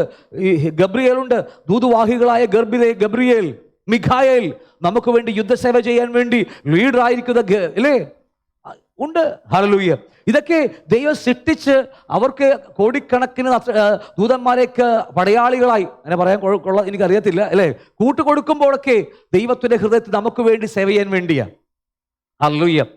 അപ്പോൾ പണ്ടിവിടെ പഠിച്ചിട്ടുണ്ട്, ഇവിടെ ഈ പറഞ്ഞ സെയിം വാക്യം, അവരൊക്കെയും രക്ഷ പ്രാപിപ്പാനിരിക്കുന്നവരുടെ അല്ലേ, പ്രാപിപ്പാനുള്ളവരുടെ ശുശ്രൂഷയ്ക്ക് അയക്കപ്പെടുന്ന സേവകാത്മാക്കളല്ലയോ? ആത്മാക്കളായ ദൂതന്മാർ രക്ഷയിലേക്ക് അല്ലേ, രക്ഷ പ്രാപിക്കാനിരിക്കുന്ന നമുക്ക് വേണ്ടി, ഇപ്പോൾ രക്ഷ പ്രാപിക്കാനിരിക്കുന്ന നമുക്ക് വേണ്ടി സേവ ചെയ്യാൻ വേണ്ടിയാ. പണ്ട് നമ്മുടെ ഏതാ ക്ലാസ്സിൽ പഠിച്ചിട്ടുണ്ട് ഇവിടെ അല്ലേ, ദൈവം ദൂതന്മാരെ സൃഷ്ടിച്ചത് നമ്മുടെ കാല് കല്ലിൽ തട്ടാതെ വണ്ണം സൂക്ഷിച്ചു. ഇവിടെ പഠിച്ചിട്ടുണ്ട് നമ്മൾ അല്ലേ. അതുമാത്രമല്ല, എത്രയോ വാക്കുകൾ ഞാൻ ഒരു ഡെലിവറൻസ് മീറ്റിങ്ങിന് ഞാൻ പറഞ്ഞത്, ഇവിടെ ഒരു ബ്ലാക്ക് ബെൽറ്റ് ഒക്കെ പഠിച്ച, കൂടുവീട് കൂടുമാറ്റം, അതുപോലെ സകല മന്ത്രങ്ങളും പഠിച്ച ഒരു പാസ്റ്റർ, 10-18 വർഷം പാസ്റ്ററായിരുന്ന പാസ്റ്റർ, പുള്ളിക്കാരൻ ഭ്രാന്ത് പിടിച്ച് മെന്റലായിട്ട് എൻ്റെ വീട്ടിൽ 3 മാസത്തോളം ഞങ്ങളുടെ വീട്ടിൽ 6 മാസം ഞങ്ങളുടെ കൂടെ ഉണ്ടായിരുന്നു. ഹല്ലേലൂയ. പ്രാർത്ഥിക്കാൻ വേണ്ടി ഇരുന്നപ്പോൾ അദ്ദേഹം വയലൻ്റായി. അദ്ദേഹം ഞങ്ങളെയൊക്കെ വെറുതെ ഇങ്ങനെ ഒടിച്ചു കളയാൻ മാത്രം, അത്രയ്ക്കും ആള് സൈസാ, കല്ലുണ്ടെന്നാ വിളിക്കുന്നത് പുള്ളിയെ. അത്ര സൈസാ, ബ്ലാക്ക് ബെൽറ്റ്, എല്ലാം അറിയാം. പാസ്റ്ററായിരുന്നു പുള്ളി. പക്ഷേ നമ്മൾ പ്രാർത്ഥിക്കാൻ തുടങ്ങിയപ്പോൾ വയലൻ്റ് ആവുന്നു. പിറ്റേ ദിവസം രാവിലെ ഞാൻ എൻ്റെ സഹോദരമായി ഇവിടെ വന്ന ആ സാജൻ പാസ്റ്ററായിട്ട് ഞങ്ങൾ ഒരുമിച്ച് പ്രാർത്ഥിക്കാൻ, അന്ന് പണ്ട് വർഷങ്ങൾക്ക് മുമ്പ് കഥയാ, അന്ന് പ്രാർത്ഥിക്കാനിരുന്നു. പക്ഷെ ഒറ്റ വാക്കേ പറഞ്ഞുള്ളൂ, ദൂതന്മാരോട് പറഞ്ഞു, ഈ കസേരയിൽ നിന്ന് അദ്ദേഹം അനങ്ങാൻ പാടില്ല. കാരണം ഞങ്ങൾക്കൊന്ന് പിടിച്ചാൽ കിട്ടത്തില്ല, നമ്മളെ കൊണ്ട് താങ്ങാൻ കഴിയത്തില്ല. കാരണം അയാളുടെ കൈയിൻ്റെ വണ്ണമുണ്ട്, നമ്മുടെ ഉടലിൻ്റെ വണ്ണം, അത്രയ്ക്ക് സൈസ് ആള്. പക്ഷേ വൈകിട്ട് രാവിലെ 10 മണിക്ക് തുടങ്ങി വൈകിട്ട് 5 മണി വരെ 6 മണി കണ്ടായി, അതുവരെ പുള്ളി ആ കസേര നനങ്ങിയിട്ട് പോലും ഇല്ല. കാരണം നമ്മുടെ വാക്കിൽ മേൽ വ്യാപരിക്കുന്ന ആ ദൂതന്മാർ പോലും. പണ്ട് പറഞ്ഞിട്ടുണ്ട്, ഹൈ റേഞ്ചിന്റെ മുകളിൽ വെച്ച് ഞങ്ങളുടെ ടെമ്പോടേക്ക് ബ്രേക്ക് പൊട്ടിപ്പോകുമ്പോൾ താഴെ അഗാധമായ കൊക്കയാ, അതിനകത്തേക്ക് വീഴ സെക്കൻഡുകൾ 2-3 സെക്കൻഡ് മാത്രം മതി അഗാധമായ കൊക്കയിലേക്ക് പോകുവാൻ. പക്ഷേ ആ സമയത്ത് ഞങ്ങളൊക്കെ ടെമ്പോടേക്ക് ആക്സിലേറ്റർ പിടിച്ച് ആരോ വലിച്ച് റൈസായി ഇങ്ങനെ നിൽക്കുക, വണ്ടി ഇടിച്ചിടിച്ച് നിൽക്കുക. ഇതൊക്കെ ആരാ ചെയ്തത്? നമുക്ക് സേവ ചെയ്യാൻ വേണ്ടി ദൈവം അയച്ചിരിക്കുന്ന സേവകാത്മാക്കൾ. അതൊക്കെ മനസ്സിലാവുന്നുണ്ട്. നമ്മൾ പണ്ട് പഠിച്ചിട്ടുണ്ട്, അതുകൊണ്ടാണ് ഞാൻ വിട്ടുപോകുന്നത്. അപ്പോൾ അവരൊക്കെയും ദൈവം ആദ്യമായി സൃഷ്ടിച്ച ദൂതന്മാരൊക്കെയും രക്ഷ പ്രാപിക്കാനിരിക്കുന്ന നമുക്ക് വേണ്ടി ശുശ്രൂഷിക്കാൻ അയക്കപ്പെട്ട സേവകാത്മാക്കൾ, സേവ ചെയ്യാൻ വേണ്ടിയുള്ള ആത്മാക്കൾ അവരെല്ലാവരും. ഹല്ലേലൂയ. നിങ്ങൾ സൂക്ഷിക്കുന്നത് നമ്മുടെ കഴിവുകൊണ്ടൊന്നുമില്ല, ദൈവം ദൂതന്മാരെ നിങ്ങളുടെ കൂടെ അയച്ചിട്ടുണ്ട്. കാല് തട്ടാതെ അല്ലെ സൂക്ഷിക്കുന്ന സേവകാത്മാക്കൾ നിങ്ങളുടെ കൂടെയുണ്ട്. അപ്പൊ തന്നെ ഓർത്താൽ മതി, ഞാൻ അങ്ങോട്ട് കൂടെ കുറ്റം പറയുമ്പോൾ ഓർത്താൽ മതി, ഈ സേവകാത്മാക്കൾ അത് കേൾക്കുന്നുണ്ട്, അപ്പോൾ തന്നെ ഓളിപ്പോയി കൊടുക്കുന്നുമുണ്ട്. മറന്നു പോകരുത്. ഞാൻ ഒരു സൈഡേ പറഞ്ഞിട്ടുള്ളൂ, മറു സൈഡ് ഞാൻ പിന്നീട് നമ്മുടെ ഡെലിവറൻസ് ക്ലാസ്സിൽ ശനിയാഴ്ച അതിനെക്കുറിച്ചൊക്കെ പറയും. നമ്മൾ ഒരു സൈഡിൽ ഞാൻ എൻ്റെ സഹോദരനെ പറ്റി കുറ്റം പറയുമ്പോൾ അല്ലേ, കുറ്റം പറയുമ്പോൾ അദ്ദേഹത്തിനുമുണ്ട് സേവകാത്മാവ്. ഞാൻ പറയുന്ന വാക്കുകൾ ആ സേവകാത്മാക്കൾ കേട്ടിട്ട് അപ്പൊ തന്നെ മുകളിലേക്ക് പോകും. അതിനെക്കുറിച്ച് അതാണ് മത്തായി 5-ാം അധ്യായത്തിൽ പഠിപ്പിക്കുന്ന കാര്യം. അവൻ ചേകവർ കേൾപ്പിച്ചു കൊടുത്ത് ബന്ധിക്കപ്പെടുന്ന ദൈവത്തിന്റെ പ്രൊജക്റ്റുകൾ, ദൈവത്തിന്റെ പ്രവൃത്തികൾ, അങ്ങനെ ഒരുപാട് ദൈവങ്ങളുണ്ട് ദൈവത്തിന്. നമ്മൾ കേട്ടതും കണ്ടതുപോലെ കൃപ കൃപ കൃപ എന്ന് പറഞ്ഞ പരിപാടിയൊന്നും അല്ല ഇതൊക്കെ. ഒരുപാട് നിയമങ്ങളും 3 കോടതികളൊക്കെ ദൈവം നമുക്ക് വേണ്ടി വിധിക്കുവാനുണ്ട്. 3 കോടതിയിലിട്ട് വിധിച്ച ശേഷമാ ദൈവം നമ്മെ അടിമത്വത്തിലേക്ക്, പിശാചിന്റെ കയ്യിലേക്ക് നമ്മെ കൊടുത്തു വിടുന്നത്. ഇതൊക്കെ പുസ്തകത്തിലാണ് കേട്ടോ ഞാൻ പറഞ്ഞത്, ഞാൻ എൻ്റെ കയ്യിൽ നിന്നിട്ട് പറഞ്ഞതല്ല. അപ്പോൾ ഇതുകൊണ്ട് നമ്മൾ സംസാരിക്കുമ്പോൾ, അതുകൊണ്ടാണ് നമ്മൾ സംസാരിക്കുന്ന വാക്കുകളൊക്കെ സൂക്ഷിച്ചു വേണം. കാരണം ഞാൻ പറയുന്ന വാക്കുകൾ നിങ്ങളുടെ ദൂതന്മാർ, നിങ്ങളെ സേവിക്കുന്ന ദൂതന്മാർ കേട്ടുകൊണ്ടിരിക്കുക. അപ്പോൾ ഞാൻ വിടുക, നമ്മുടെ വിഷയം അതല്ലല്ലോ. എന്നിട്ട് പറയാം, അവരൊക്കെയും രക്ഷപ്രാപിപ്പാനുള്ളവരുടെ ശുശ്രൂഷയ്ക്ക് അയക്കപ്പെടുന്ന സേവകാത്മാക്കളല്ലോ. വെളിപ്പാട് പുസ്തകം 22:9, വെളിപ്പാട് 22:9. എന്നാൽ അവൻ എന്നോട്, അരുത്, ഞാൻ നിന്റെയും സഹോദരന്മാരായ പ്രവാചകന്മാരുടെയും ഈ പുസ്തകത്തിലെ വചനം പ്രമാണിക്കുന്നവരുടെയും സഹഭൃത്യൻ നമുക്ക് വേണ്ടി സേവ ചെയ്യാനിരിക്കുന്ന സഹഭൃത്യനത്രേ ദൈവത്തെ നമസ്കരിക്കുക. അപ്പോസ്തലനായ യോഹന്നാൻ ഈ വെളിപ്പാട്ടിനെ കുറിച്ച് കേൾക്കുമ്പോൾ താഴെ വീണതൊക്കെ ഇതൊക്കെയുണ്ട്. അപ്പൊ അതിനെക്കുറിച്ച് പറയുന്ന വേദവാക്യങ്ങൾ അതൊക്കെ എന്താ വാക്കട്ടെ, ഞാൻ വിടുകയാണ്. സങ്കീർത്തനം 148:2-5 വാക്യങ്ങൾ പഠിക്കുമ്പോൾ അവിടെ കാണാൻ കഴിയുന്നത്, അവന്റെ സകല ദൂതന്മാരുമായുള്ളവരെ അവനെ സ്തുതിപ്പിൻ, അവന്റെ സർവ്വസൈന്യമേ അവനെ സ്തുതിപ്പിൻ. അപ്പോൾ ദൈവം ഒരു കൂട്ടം ദൂതന്മാരെ സൃഷ്ടിച്ചിരിക്കുന്നു എന്ന കാര്യം മറന്നു പോകരുത്. ലൂക്കോസ് 20-ാം അധ്യായത്തിൽ 35 മുതൽ 35-36 വാക്യങ്ങൾ പഠിക്കുമ്പോൾ, അവർ പുനരുത്ഥാനപുത്രന്മാരാകയാൽ ദൈവദൂത തുല്യരും ദൈവപുത്രന്മാരുമാകുന്നു. തൊട്ടുമോളി വായിക്കുന്നുണ്ട്. നമുക്കറിയാം, സദൂക്യർ മരണാനന്തര ജീവിതത്തെക്കുറിച്ച് സദൂക്യർ വിശ്വസിക്കുന്നില്ല, പരീശന്മാർ വിശ്വസിക്കുന്നുണ്ട്. പക്ഷേ സദൂക്യർ എന്ന് പറയുന്ന പ്രത്യേകമായ കാറ്റഗറിക്കാർ, യഹൂദന്മാരുടെ വേറൊരു കാറ്റഗറിക്കാരാ, ഗോത്രക്കാരവര്. അവർ വിശ്വസിക്കുന്നില്ല മരണാനന്തര ഒരു ജീവിതമുണ്ടെന്ന്. അപ്പൊ അതിന് മറുപടി പറയുന്ന കർത്താവ് മറുപടി പറയുന്ന കാര്യമാ, എങ്കിലും ഈ ലോകത്തിനും മരിച്ചവരിൽ നിന്നുള്ള പുനരുദ്ധാനത്തിനും യോഗ്യരായവർ വിവാഹം കഴിക്കുകയുമില്ല, വിവാഹത്തിന് കൊടുക്കപ്പെടുകയില്ല എന്ന് പറഞ്ഞു വന്നൊരു കാര്യം. അവർക്ക് ഇനി മരിപ്പാനും കഴിയില്ല. എന്നിട്ട് പറയാ, അവർ പുനരുദ്ധാന പുത്രന്മാരാകയാൽ. ആരാ? നമ്മളെ കുറിച്ച് പറയാം. നമ്മൾ പുനരുദ്ധാന പുത്രന്മാരാകയാൽ ആരെപ്പോലെ ആയിത്തീരും? ദൈവദൂത തുല്യരും. കണ്ടു പറയാ, ദൈവപുത്രന്മാരും. 2 വാക്യം ഉപയോഗിച്ചിരിക്കുക. 1, ദൈവദൂത തുല്യന്മാരായി നാം മാറ്റപ്പെടുന്നു.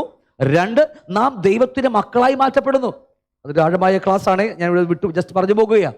1, ദൈവദൂതന്മാരെ പോലെ നമ്മൾ ആകുന്നു. 2, ദൈവത്തിന്റെ മക്കളായി മാറ്റപ്പെടുകയാണ്. എന്താ ദൈവത്തിന്റെ ദൂതന്മാർ എന്ന് പറയാൻ കാരണം? അവർ ആത്മജീവികളാ, സ്പിരിച്വൽ ബീയിങ്ങാ. ഉണ്ടോ നിങ്ങള്? ഹല്ലേലൂയ. അതിനെക്കുറിച്ച് പിന്നീട് പഠിക്കുമ്പോൾ മനസ്സിലായിക്കോളും. അവർ ആത്മജീവികളാ, മരണമില്ലാതെ സൃഷ്ടിക്കപ്പെട്ടവരാത്. അപ്പൊ അതുപോലെ നമ്മൾ എന്താ, അവർക്ക് വിവാഹം കഴിക്കാൻ കഴിയത്തില്ല. ഏഞ്ചലസിനെ കുറിച്ച് പറയുക. ഈ വേദവാക്യം നിങ്ങൾ പഠിച്ചിട്ടുണ്ടല്ലോ അല്ലേ? 7 ഭർത്താക്കന്മാരുണ്ടായിരുന്നു. വാക്യം ഉണ്ട് അല്ലേ? അതിനെക്കുറിച്ച് പറഞ്ഞ വേദവാക്യം തന്നെ ഓർമ്മ ശരിയാണെന്ന് തോന്നുന്നു. അപ്പോൾ അവിടെ ചെല്ലുമ്പോൾ ആർക്ക് ഭാര്യയാവുമെന്നൊക്കെ ചോദിക്കുന്നുണ്ട്. സ്വർഗത്തിൽ പോകുമ്പോൾ 7 പേര് മരിച്ചു, 7 ഭർത്താക്കന്മാരും മരിച്ചു പോയി. ഇവള് സ്വർഗത്തിൽ പോയാൽ ആർക്ക് ഭാര്യയാകും? 7 നിറഞ്ഞു നിൽക്കുക അവിടെ അല്ലേ? ഇവൾ ആർക്ക് ഭാര്യയായി തീരുമെന്നൊക്കെ ചോദ്യമാണ് കർത്താവ്. അവിടെയാണ് ഈ പ്രശ്നം വരുന്നത്. അപ്പൊ കർത്താവ് പറയുക, അവിടെ ചെല്ലുമ്പോൾ എന്താ അതറിയാമോ? അവിടെ നിങ്ങൾ കാണുന്നത് പോലെ ഈ എണ്ണത്തിൽ നോക്കിയിട്ട് ഇവൻ കൊള്ളാന്ന് പറഞ്ഞെടുക്കുന്ന പരിപാടി അല്ല ഇത്.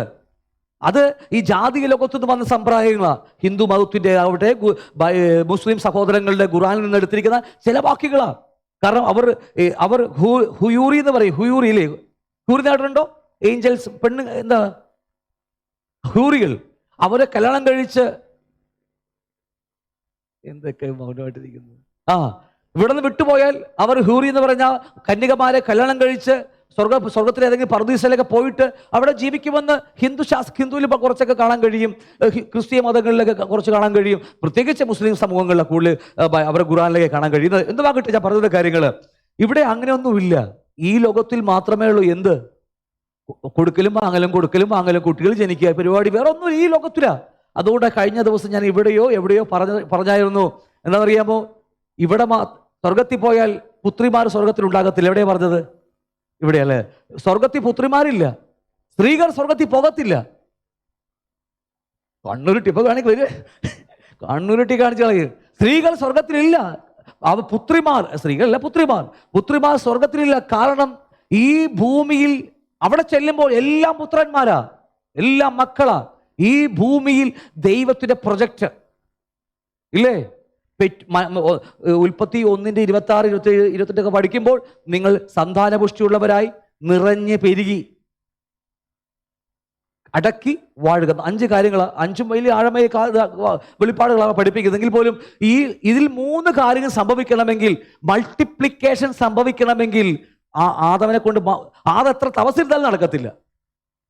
ആദം പോയി ഇനി തപസ്സിരുന്നാലും നടക്കത്തില്ല. അതിന് ആദമിനെ സഹായിപ്പാൻ, മൾട്ടിപ്ലിക്കേഷന് വേണ്ടി സഹായിപ്പാൻ ദൈവം അവയവങ്ങൾക്ക് വ്യത്യാസം വെച്ചുകൊണ്ട് ദൈവം വെച്ചിരിക്കുക സ്ത്രീയെ. അവയവങ്ങൾക്ക് വ്യത്യാസം. ഇവിടെ മരിച്ചു കഴിഞ്ഞാലുണ്ടല്ലോ, അവിടെ ചെല്ലുമ്പോൾ നമ്മളൊക്കെ പുത്രന്മാർ തന്നെയാണ്. മനസ്സിലായോ? ഇവിടെ പറയുന്നു, അവർ അവിടെ വിവാഹത്തിന് കൊടുക്കുകയില്ല, വാങ്ങുകയും, എന്നിട്ട് പറയാ അവർ ആരെ പോലെയാ?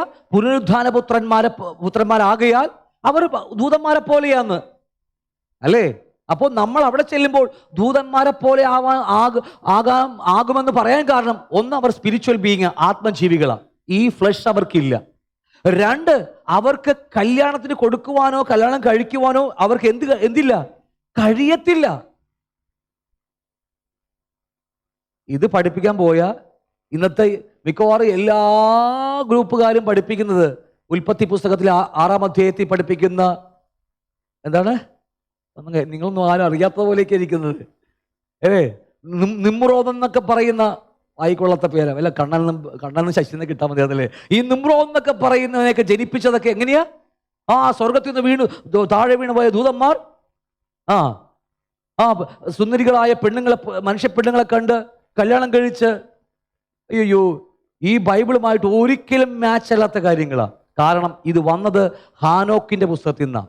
ഇന്ന് നമ്മുടെ ആത്മീയ ഗോളത്തിൽ ഒരു വല്ലാത്തൊരു ടീച്ചിങ്. ഹാനോക്കിന്റെ പുസ്തകം ഇന്ന് സുലഭമായി നെറ്റിലുകളും നമ്മുടെ മിക്കവാറും എല്ലാ ദൈവദാസന്മാരും ഇത് കാണാപ്പാടെ പഠിച്ചു വെച്ചിരിക്കുക. ബൈബിളില്ലാത്ത പുസ്തകം പഠിക്കാൻ പോകരുതേ എന്ന് എൻ്റെ അഭ്യർത്ഥന. പറഞ്ഞതിനർത്ഥം മനസ്സിലായ? ബൈബിൾ പറയാത്തത് പഠിച്ച് അതും ബൈബിളുമായി കൂട്ടിയിണക്കാൻ പോയാൽ പല തെറ്റുകളും നമുക്ക് സംഭവിക്കും. മനസ്സിലാവുന്നുണ്ടോ? ഹാനോക്കിന്റെ പുസ്തകത്തിലുള്ള കാര്യമാണ് ഈ 6-ാം അധ്യായത്തില്. ഒരിക്കലും അങ്ങനെയല്ല.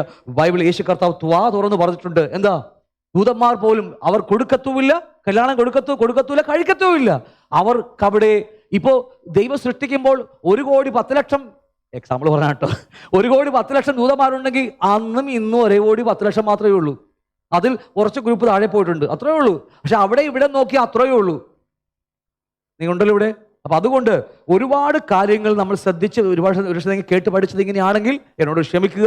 എനിക്ക് സത്യം പറയാൻ മാത്രമേ എനിക്ക് അനുവാദമുള്ളൂ. ദേഷ്യം തോന്നണ്ട. അപ്പൊ അതുകൊണ്ട് അത് വിട്ടുപോകും. നമ്മുടെ ക്ലാസ് അതല്ല, അതുകൊണ്ട് വിട്ടുപോകുക. അപ്പൊ അതുകൊണ്ട് നമ്മളെ വചനം പറയുന്നു, പുനരുദ്ധാന പുത്രന്മാർ ആകയാൽ ദൈവദൂത തുല്യരും ദൈവപുത്രന്മാരുമായി നമ്മൾ മാറ്റപ്പെട്ടു പോകുക. അപ്പൊ ദൂതന്മാരെ ദൈവം സൃഷ്ടിച്ച് വെച്ചിട്ടുണ്ട് സ്പിരിച്വൽ ബീയിങ് ആയിട്ട്. എന്നിട്ട് വാക്യം ലൂക്കോസ് 24:39 പറയുന്നു, ഞാൻ തന്നെയാകുന്നു എന്ന് എൻ്റെ കൈയും കാലും നോക്കിയ അറിയുവിൻ, എന്നിട്ട് എന്നെ തൊട്ടു നോക്കുവിൻ. എന്നിൽ കാണുന്നത് പോലെ ഭൂതങ്ങൾക്ക് എന്തില്ല? മാംസവും അസ്ഥിയും ഇല്ലല്ലോ. ഭൂതങ്ങൾക്ക് എന്തില്ല? അപ്പൊ ഏഞ്ചൽസിന് എന്തില്ല? അസ്ഥിയുമില്ല. ഏഞ്ചൽസ് അതില്ല. കാരണം കുട്ടികളെ ജനിപ്പിക്കണമെങ്കിൽ രക്തം വേണം. രക്തത്തിൽ നിന്ന് സ്പേമൊക്കെ ഉണ്ടായി വരുന്നത്, അല്ലേ? അപ്പോൾ രക്തമില്ലാതെയാണ് ഈ ലോകം വിട്ടാൽ രക്തമില്ലാത്ത വേറെ ലോകത്തിലേക്കാണ് പോകുന്നത്. നിങ്ങൾ കുറച്ച്, ഞാനിപ്പോൾ ഇത് നമ്മുടെ ക്ലാസ് അല്ലാത്തതുകൊണ്ട് വിട്ടുപോകുക. നിങ്ങൾ ചിന്തിക്കുക, നിങ്ങൾ അറിയുക. അപ്പൊ ഒന്നാമത് ദൈവം സൃഷ്ടിച്ചത് എന്തിനു വേണ്ടിയാ? ദൈവത്തിനെ സേവ ചെയ്യാൻ വേണ്ടിയും. 2, ദൈവം സൃഷ്ടിക്കാൻ പോകുന്ന ദൈവത്തിന്റെ മക്കളെയും സേവ ചെയ്യാൻ വേണ്ടിയാണ്. നിങ്ങൾക്ക് മനസ്സിലാവുന്നുണ്ടല്ലോ. അടുത്തത്, ദൈവം വീണ്ടും സൃഷ്ടിച്ചത്, ഗോഡ് ക്രിയേറ്റഡ് ഹെവൻസ്, ദൈവം ആകാശങ്ങളെ അല്ലെങ്കിൽ സ്വർഗങ്ങളെ സൃഷ്ടിച്ചു എന്നാണ് വേദോസം പഠിപ്പിക്കുന്നത് അല്ലേ. ദൈവം സ്വർഗങ്ങളെ അല്ലെങ്കിൽ ആകാശങ്ങളെ സൃഷ്ടിച്ചു. ഒരുപാട് ഗ്രഹങ്ങൾ ഇവിടെ മോളിൽ കാണാം. ഗ്രഹങ്ങൾ എന്ന് പറയാൻ കുഴപ്പമില്ലേ അല്ലേ?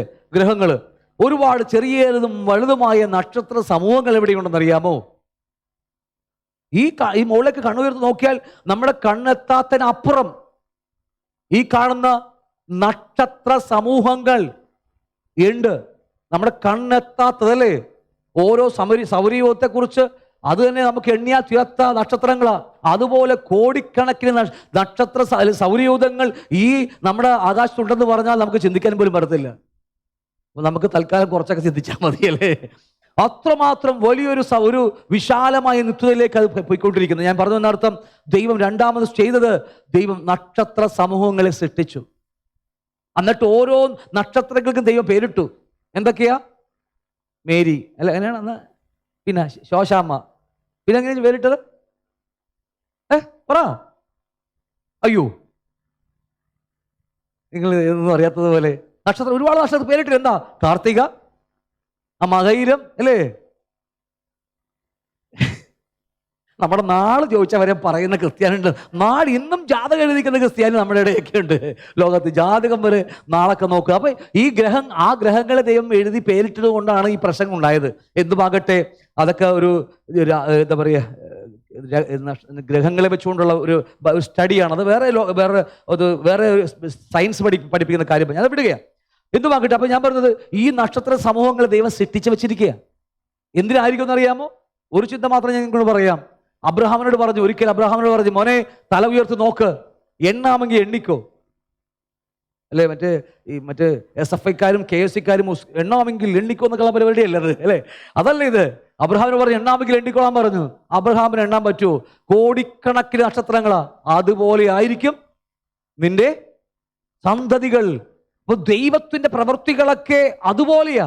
ഒരിക്കൽ മോശ ഇങ്ങനെ വാക്ക് പറഞ്ഞു, എൻ്റെ ഹൃദയത്തിലേക്ക് ഓടി വന്നുകൊണ്ട് പറയാ. മോശ ഒരു വാക്ക് ഇങ്ങനെ പറഞ്ഞു, കോരഹ് അഹ്റോനും മോശക്കെതിരെ മത്സരവുമായി വന്നപ്പോൾ ആലയത്തിൽ അഹ്റോന് മാത്രമല്ല, ആലയത്തിൽ പോയി ധൂപം കാട്ടാൻ ഞങ്ങൾക്കും കഴിയും, ഞങ്ങളും ദൈവത്തിന്റെ മക്കൾ തന്നെയാ, ദൈവം ഞങ്ങളെയും രക്തം പുരട്ടി തന്നെയാ വീഴ്ചതൊക്കെ പറഞ്ഞു. കോരഹും നാദാനൊക്കെ കൂടി പ്രശ്നമൊക്കെ ഉണ്ടാക്കി ബലം പിടിച്ചൊക്കെ ഇരിക്കുന്ന സമയം ദൈവം പറഞ്ഞു അവനെ വിട്ട് മാറാൻ പറഞ്ഞു. എന്നിട്ട് മോശ ഇവരോട് പറയുന്ന കാര്യമുണ്ട്, കോരഹിനോട് നാദാനോടൊക്കെ അബിഹുവിനൊക്കെ പറയുന്ന കാര്യമുണ്ട്. നിങ്ങൾക്കിപ്പോൾ ഒരു ന്യായവിധി വരാൻ പോകുകയാണ്. ആ ന്യായവിധി നോർമൽ ഒരു മനുഷ്യർക്ക് വരുന്ന ന്യായവിധിയാണെങ്കിൽ, കഫക്കെട്ടോ പനിയോ ചുമയോ അല്ലെങ്കിൽ എന്താ പറയുക കുഷ്ഠവോ നോർമൽ മനുഷ്യർക്ക് വരുന്നതാ. ഇതുപോലെ എന്തെങ്കിലും ഹാർട്ട് അറ്റാക്കോ അല്ലെങ്കിൽ എന്തെങ്കിലും അങ്ങ് ചെറിയ നോർമൽ വരുന്ന രോഗമാണ്, എന്തെങ്കിലും വന്ന് ചാകുകയാണെങ്കിൽ നിങ്ങൾക്കും എന്താ ഞങ്ങൾ ഉദ്ദേശിച്ച ദൈവമല്ല എന്നൊക്കെ പറഞ്ഞ വിധത്തിൽ മോശ പറയുന്നുണ്ട്. പക്ഷേ ഞാൻ പറയുന്നു, നിങ്ങൾ ന്യായം വിധിക്കാൻ പോകുന്നത് ഇന്ന് വരെ കാണാത്ത ഒരു രീതിയിലായിരിക്കുമെന്ന് മോശ വിധിച്ചിട്ട് മാറി നിൽക്കുമ്പോൾ ഭൂമി പിളർന്നിട്ട് അവൻ താഴെ കൊണ്ടുപോകുന്നത്. ഞാൻ പറഞ്ഞ അർത്ഥം മനസ്സിലാവുന്ന നിനക്ക്? അപ്പോൾ അതുപോലെ ദൈവത്തിന്റെ പ്രവൃത്തികൾ നമ്മളെ പഠിപ്പിക്കുന്നത് നമ്മളെ ചിന്തക്കൊതുക്കാത്ത കാര്യങ്ങളാണ്. അബ്രഹാമിനോട് പറഞ്ഞു എണ്ണാമെങ്കിൽ എണ്ണിക്കോ. ഇവിടെ ആർക്കൊണ്ട് പറ്റും? എണ്ണാൻ തുടങ്ങിയാൽ പിന്നെ ആയുസ്, അബ്രഹാം 100 ആയുസ് ജനിച്ചാൽ എണ്ണാൻ കഴിയും. അത്രമാത്രം ദൈവത്തിന്റെ അത്ഭുതകരങ്ങൾ. ആ ദൈവം നമ്മുടെ പിതാവായി മാറിക്കൊണ്ടിരിക്കുകയാണ്. മാറിയിരിക്കുക. ഇതത് പ്രാപിച്ചാൽ മാത്രം മതി നമുക്ക്. മനസ്സിലാവുന്നുണ്ട്?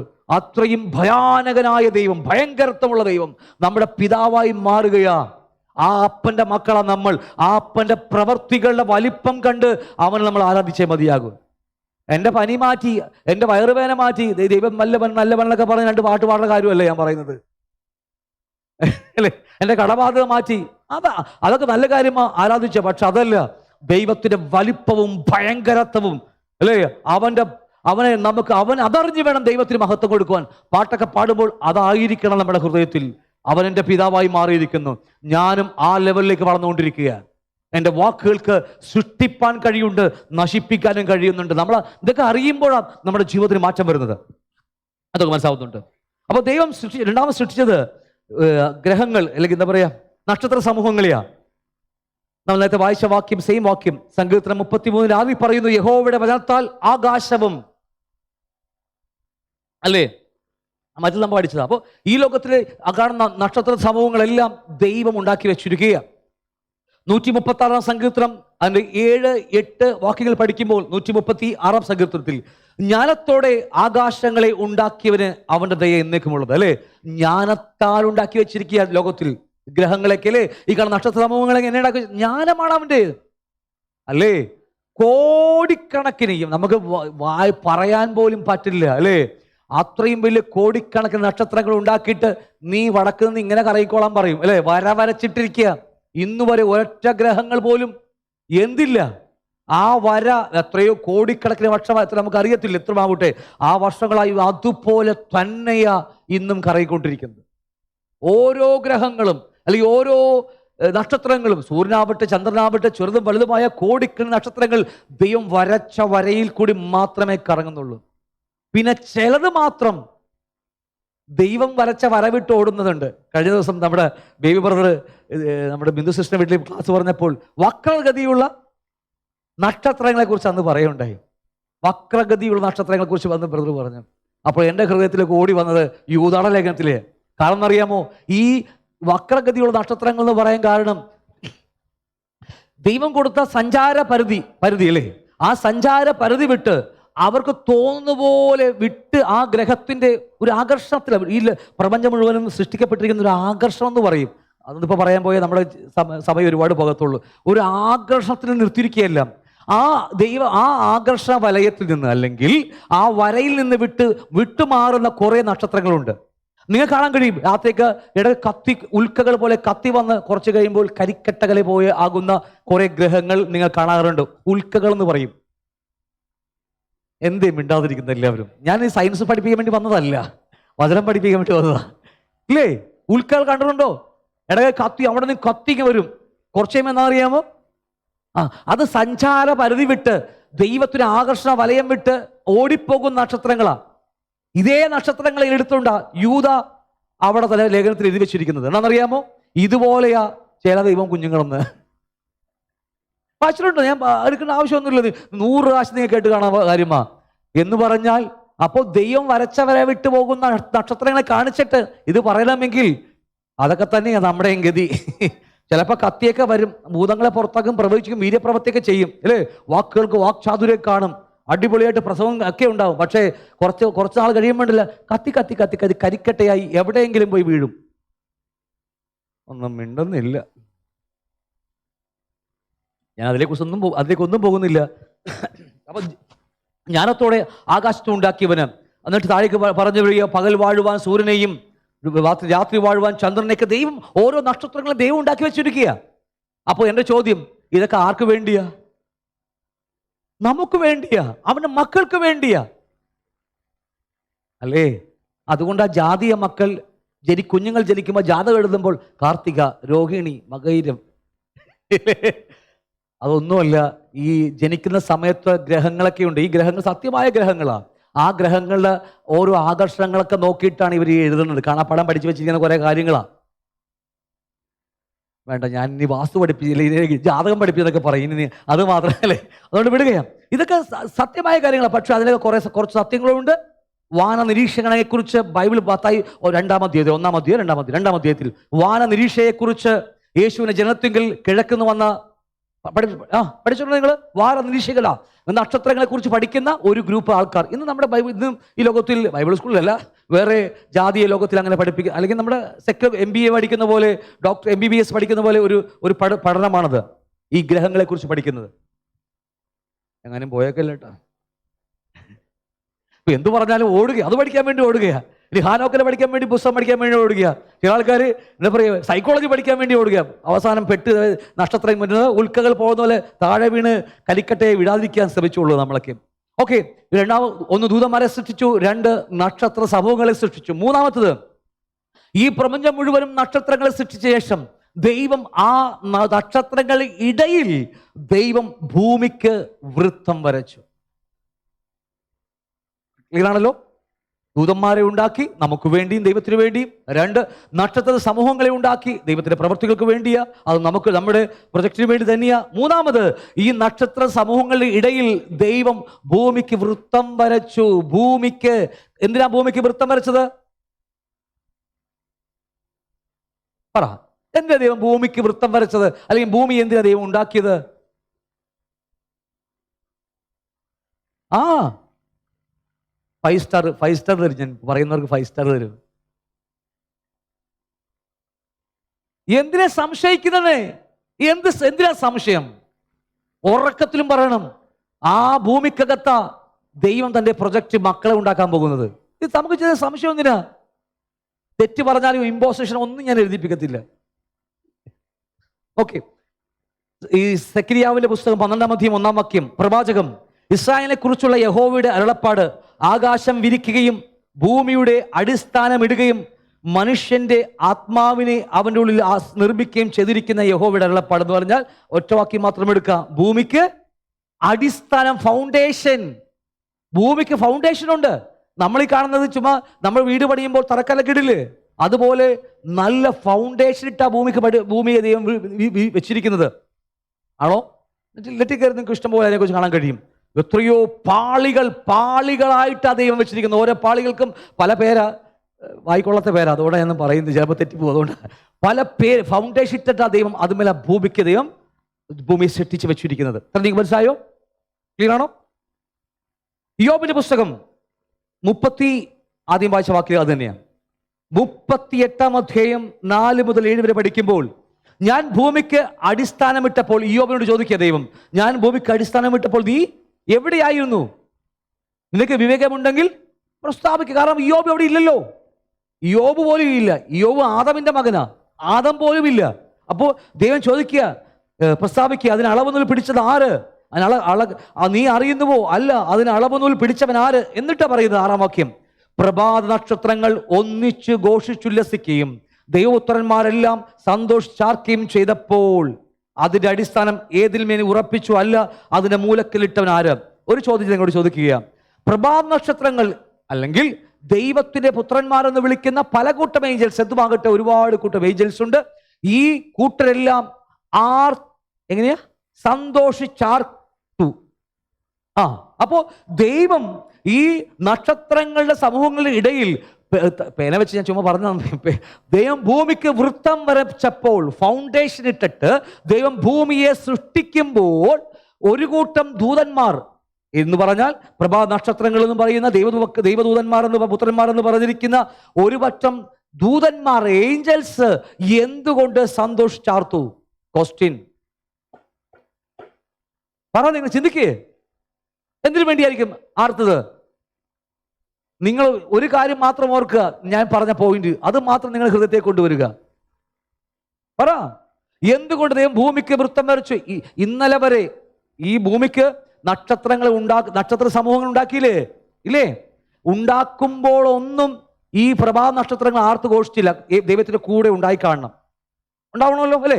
എല്ലാവരും ദൈവത്തിന്റെ കൂടെ ഉണ്ടായി കാണും. പക്ഷേ ആ നക്ഷത്രങ്ങളെ ഉണ്ടാക്കിയ ശേഷം നമുക്കറിയില്ല, എപ്പോഴോ ദൈവം അതിനിടയിൽ ഭൂമിക്ക് വൃത്തം വരച്ചപ്പോൾ ഈ പ്രഭാ നക്ഷത്രങ്ങൾ എന്ന് പറയുന്ന ദൂതന്മാർ ആർത്ത് ഘോഷിക്കാൻ കാരണമെന്ത്? ഇതുവരെ അല്ലേ അവർക്ക് ജോലിയൊന്നുമില്ല. ആർക്കാ?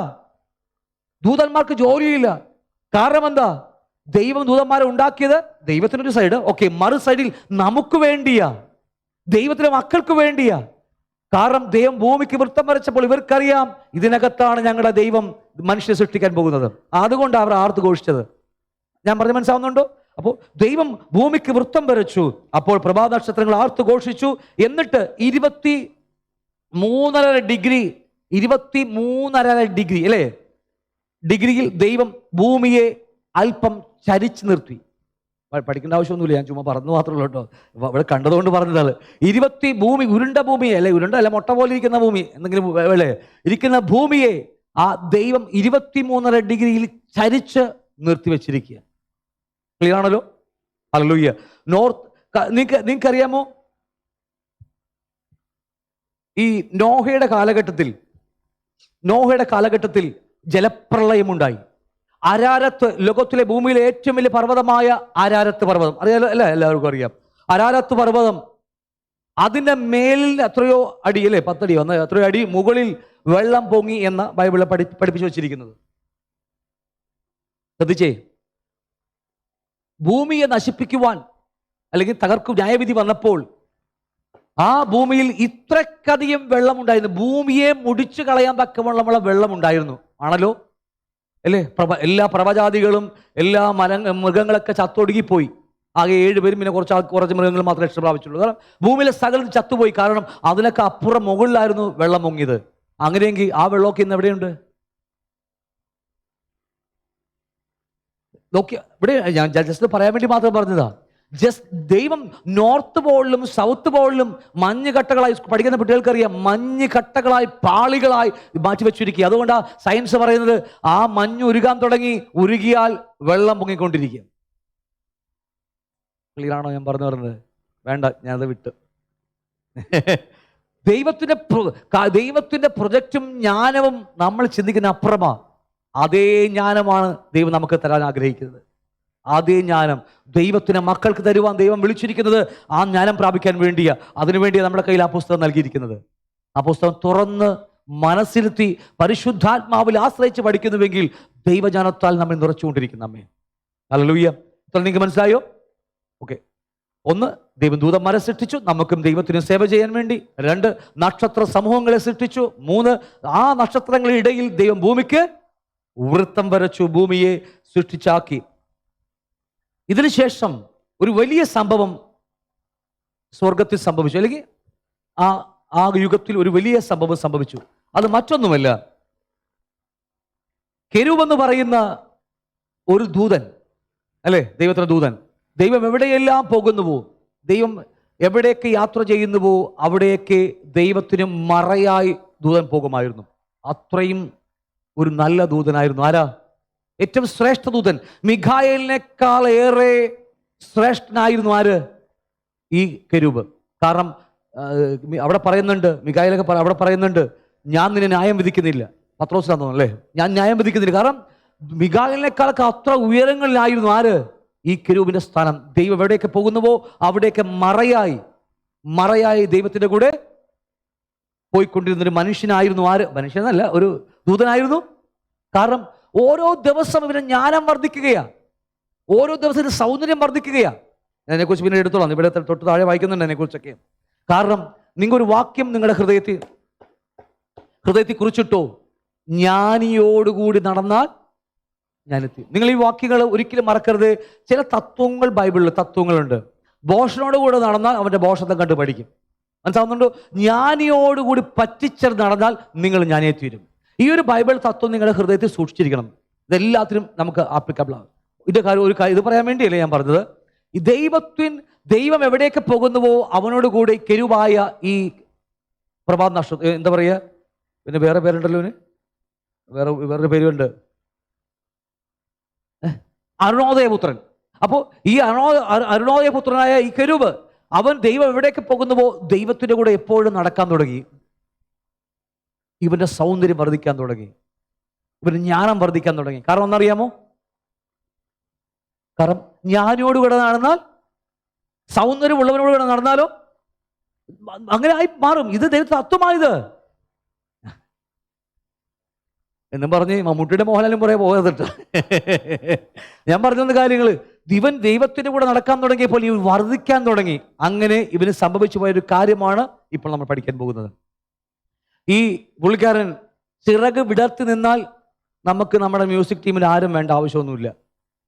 ഇപ്പോഴത്തെ കാര്യമില്ല കേട്ടോ, പഴയ കാര്യമാണ് പറയുന്നത്. ഇപ്പോഴത്തെ കാര്യമില്ല കേട്ടോ. പണ്ട് ഈ പുള്ളിക്കാരൻ ചിറക് വിടർത്തിയാൽ കീബോർഡിസ്റ്റും വേണ്ട, ഇവനെല്ലാം നോക്കണം, കണ്ണുരുട്ടി കാണിക്കണം അല്ലേ, ഗിറ്റാറിസ്റ്റും വേണ്ട, ഒന്നും വേണ്ട. അവരുടെ ചിറകിന്റെ അടിയിൽ നിങ്ങൾ ആ വാക്യങ്ങൾ ഓരോന്നിട്ട് പഠിക്കാൻ പോയ ദൈവത്തെ തോട്ടമായി ഏതെല്ലായിരുന്നു, താമ്രമണി, പീതരക്തം എന്നൊക്കെ പറഞ്ഞ കുറേ കാര്യങ്ങൾ ഓരോ അവൻ്റെ കുണുക്കിനെ കുറിച്ചൊക്കെ പഠിപ്പിക്കുന്നുണ്ട്. അതൊക്കെ ഇതിനെക്കുറിച്ചാണ്. അവന്റെ ചിറകിന്റെ അടിയിൽ സകലതുമുണ്ടായിരുന്നു. ക്ലിയറാണല്ലോ? നമ്മുടെ വിഷയം അതൊന്നുമല്ല, വിട്ടേക്ക്. അതുകൊണ്ടാ ഞാനേറെ ഭയപ്പെടുന്നൊരു കൂട്ടരാ വർഷിപ്പ് ടീം.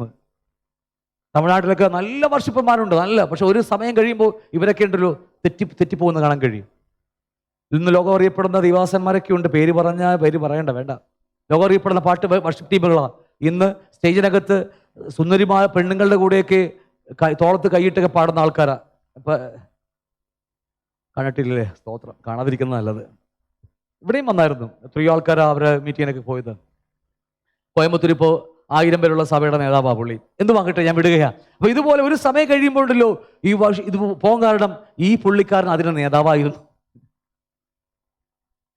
ഞാൻ ഒന്നും വിചാരിക്കണം, ജസ്റ്റ് ഒന്ന് പറഞ്ഞ മാത്രമേ ഉള്ളൂ. അപ്പോൾ എല്ലാം ഇവന്റെ ഇതുണ്ടായിരുന്നു.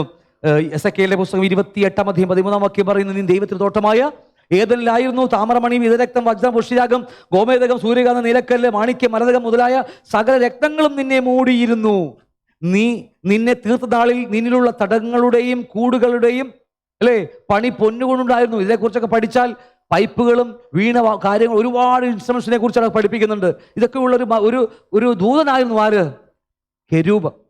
കെരൂബായ ദൈവത്തിന്റെ കൂടെ നടന്ന ഒരു കെരൂബ്. ദൈവത്തെ എവിടെയെല്ലാം പോകുന്നുവോ, അതുകൊണ്ട് സമാഗമന കൂടാരത്തെ കുറിച്ച് പഠിക്കുമ്പോൾ അതിന്റെ അന്തർഭാഗത്ത് ഏറ്റവും ഉള്ളിലെ ഏറ്റവും എന്താ പറയാ 2-ാം കൂടാരത്തിൽ അന്തർഭാഗത്തിൽ അവിടെ പെട്ടിയുടെ മുകളിൽ 2 കെരൂബുകൾ കാണാൻ കഴിയുന്നത്. എന്തുവാകട്ടെ, ഞാൻ വിടുകയാണ്. അവിടെയൊക്കെ ദൈവത്തിന് എപ്പോഴും അവർ മറയാൻ നിന്നതാ ഈ ഇദ്ദേഹം. പക്ഷേ ഒരിക്കൽ ഇദ്ദേഹത്തിന് ഒരു അഹങ്കാരം കയറി. നമുക്ക് എല്ലാവർക്കും അറിയാവുന്ന കാര്യം, അതുകൊണ്ട് ഞാൻ വേഗത്തിൽ ഓടിച്ചു വിടുന്നത്. ഒരു അഹങ്കാരം കയറിയപ്പോൾ അദ്ദേഹത്തെ ദൈവം സ്വർഗത്തിൽ നിന്ന് വെട്ടി താഴേക്കിട്ടു. ഓക്കെ, എല്ലാവരും ഭയങ്കര സൈലന്റ് ആയിട്ടിരിക്കുന്നത് മനസ്സിലാകത്തോണ്ടാണോ അതോ ഈ പുള്ളിക്കാരൻ വന്നിട്ടുണ്ട് ഇവിടെയെങ്ങാനും കാണുമെന്ന് വിചാരിച്ചുകൊണ്ടാണ്? എന്തുമാകട്ടെ, അദ്ദേഹത്തെ ദൈവം വെട്ടി താഴേക്കിട്ടു. അദ്ദേഹത്തിന്റെ കൂടെ അല്ലെങ്കിൽ ആ വ്യക്തി കെരൂബിന്റെ കൂടെ സ്വർഗത്തിൽ, അതിന് മുന്നേ ഒരു കാര്യം പറഞ്ഞേക്കാം, സ്വർഗത്തിൽ ശ്രേഷ്ഠ 3 ദൂതന്മാരുണ്ടായിരുന്നു. 1 മിഖായേൽ, 2 ഗബ്രിയേൽ, 3 കെരൂബ് എന്ന് പറയുന്ന 3 ശ്രേഷ്ഠ ദൂതന്മാർ. ബൈബിളിൽ ആഗോളമായി പഠിച്ചതൊന്നും കാണത്തില്ല, എങ്കിൽ പോലും പഠിക്കുന്ന വ്യക്തികൾക്ക് നമുക്കൊരു ഏകദേശം രൂപ നമുക്ക് കിട്ടും. അത് അത്രയും മാത്രമേ നമുക്ക് ഇതിനെക്കുറിച്ച് ക്ലാസ് ഉള്ളൂ. അല്ലാതെ ഇതിനെക്കുറിച്ച് സെപ്പറേറ്റ് ക്ലാസ് ഒന്നും ബൈബിളിൽ പഠിപ്പിക്കുന്നില്ല എന്ന കാര്യം മറന്നു പോകരുത്. 1 മിഖായേൽ, ഗബ്രിയേൽ, കെരൂബ്. ഈ 3 വ്യക്തികൾക്ക് 100% അല്ലെങ്കിൽ 100 വ്യക്തികൾക്ക് അവരുടെ കീഴെ അവർക്ക് ഓരോരുത്തർക്കും അത്രയ്ക്ക് ഒരുപാട് അല്ലെങ്കിൽ അവർക്ക് കീഴെ ദൂതന്മാർ ഇഷ്ടം പോലും ഏഞ്ചൽസ് കൂടെ ഉണ്ടായിരുന്നു. സ്വർഗത്തിൽ ഒരു എത്ര എന്തെങ്കിലും ആവട്ടെ 100% ദൂതന്മാർ ഉണ്ടെങ്കിൽ അതിൽ 3 ആക്കി ഡിവൈഡ് 3 പേർക്ക് കൊടുത്തു. ക്ലിയർ ആണല്ലോ? അവർ എത്രയോ ദൂതന്മാരാവട്ടെ, ആ എണ്ണം നമുക്ക് അറിയത്തില്ല. ഈ എണ്ണത്തിൽ ഓരോ ഭാഗം 3 ആയി തിരിച്ചിട്ട് അവർക്ക് 3 പേർക്ക് കുറെ ദൂതന്മാരെ കൊടുത്തു. അതിൽ ഈ കെരൂബിനും കിട്ടി ആര്? കുറെ ദൂതന്മാരെ. അപ്പൊ സ്വർഗത്തിൽ നിന്ന് അവനെ വെട്ടി താഴേക്ക് ഇടുമ്പോൾ, ദൈവം വിടുമ്പോൾ അവന്റെ കൂടെ ഉണ്ടായിരുന്ന ദൂതന്മാരും താഴേക്ക് പോന്നു. അതിനെക്കുറിച്ച് ഞാൻ ഇപ്പൊ പറയാൻ പോകുന്നത്. 100-ൽ 3-ൽ 1 ഭാഗം ദൂതന്മാർ. അവരാണെന്നറിയാം എത്രയാ? എവിടത്തിൽ കാണാൻ പറ്റും നിങ്ങൾക്ക്? 33.33%. 103 ശ്രേഷ്ഠ ദൂതന്മാർ. അതിൽ അവർക്ക് സ്വർഗത്തിലുള്ള 100% ദൂതന്മാരിൽ 3 ആക്കി ഡിവൈഡ് ചെയ്ത ശേഷം ഓരോരുത്തർക്കും ഓരോ ഭാഗം കൊടുത്തു. ക്ലിയർ ആണല്ലോ? അതിൽ കെരൂബിനും കിട്ടി ആര്? 3-ൽ 1 ഭാഗം ദൂതന്മാർ. അപ്പൊ 100-ൽ 3 ആക്കി ഡിവൈഡ് ചെയ്താൽ മുറിച്ചാൽ 33.33% ആരെ കൂടെ ഉണ്ടായിരുന്നു? കെരൂബിനെ കൂടെ ഉണ്ടായിരുന്നു. അതാണ് ഈ ഭൂമിയിൽ കാണുന്ന 33 കോടി ദൈവങ്ങൾ. 33.33% 33 കോടി ദൈവങ്ങൾ ഇന്ന് ഭൂമി കാണുന്നതാ. അവരാരായിപ്പോ? സ്വർഗത്തിൽ നിന്ന് വീണുപോയ ഏഞ്ചൽസ് ആണെന്ന് മറന്നു പോകരുത്. അതിനെക്കുറിച്ച് നിങ്ങളെ സംസാരിക്കാൻ പോകുകയാണ്. യെശയ്യാവിന്റെ പുസ്തകം 14-ാം അധ്യായം അതിന്റെ 17-ാം വാക്യം പറയുന്നു, ഭൂതലത്തെ മരുഭൂമി പോലെയാക്കുകയും അതിലെ പട്ടണങ്ങളെ ഇടിച്ചു കളയുകയും തന്റെ ബന്ധന്മാരെ വീട്ടിലേക്ക് അഴിച്ചു വിടാതിരിക്കുകയും ചെയ്തവൻ ഇവനല്ലയോ എന്ന് നിരൂപിക്കും. അപ്പോ ഒറ്റവാക്യം മാത്രം, ഭൂതലത്തെ മരുഭൂമി പോലെ ആക്കി കളഞ്ഞു. ഭൂമിയെ മരുഭൂമി പോലെ തകർത്തു കളഞ്ഞൊരുവൻ ആണോ? ഉൽപ്പത്തി പുസ്തകം 1-ാം അധ്യായം, ആദിയിൽ ദൈവം ആകാശവും ഭൂമി സൃഷ്ടിച്ചു. അടുത്തത് 2-ാമത്തെ വാക്യം, ഭൂമി പാഴും ശൂന്യമായിരുന്നു.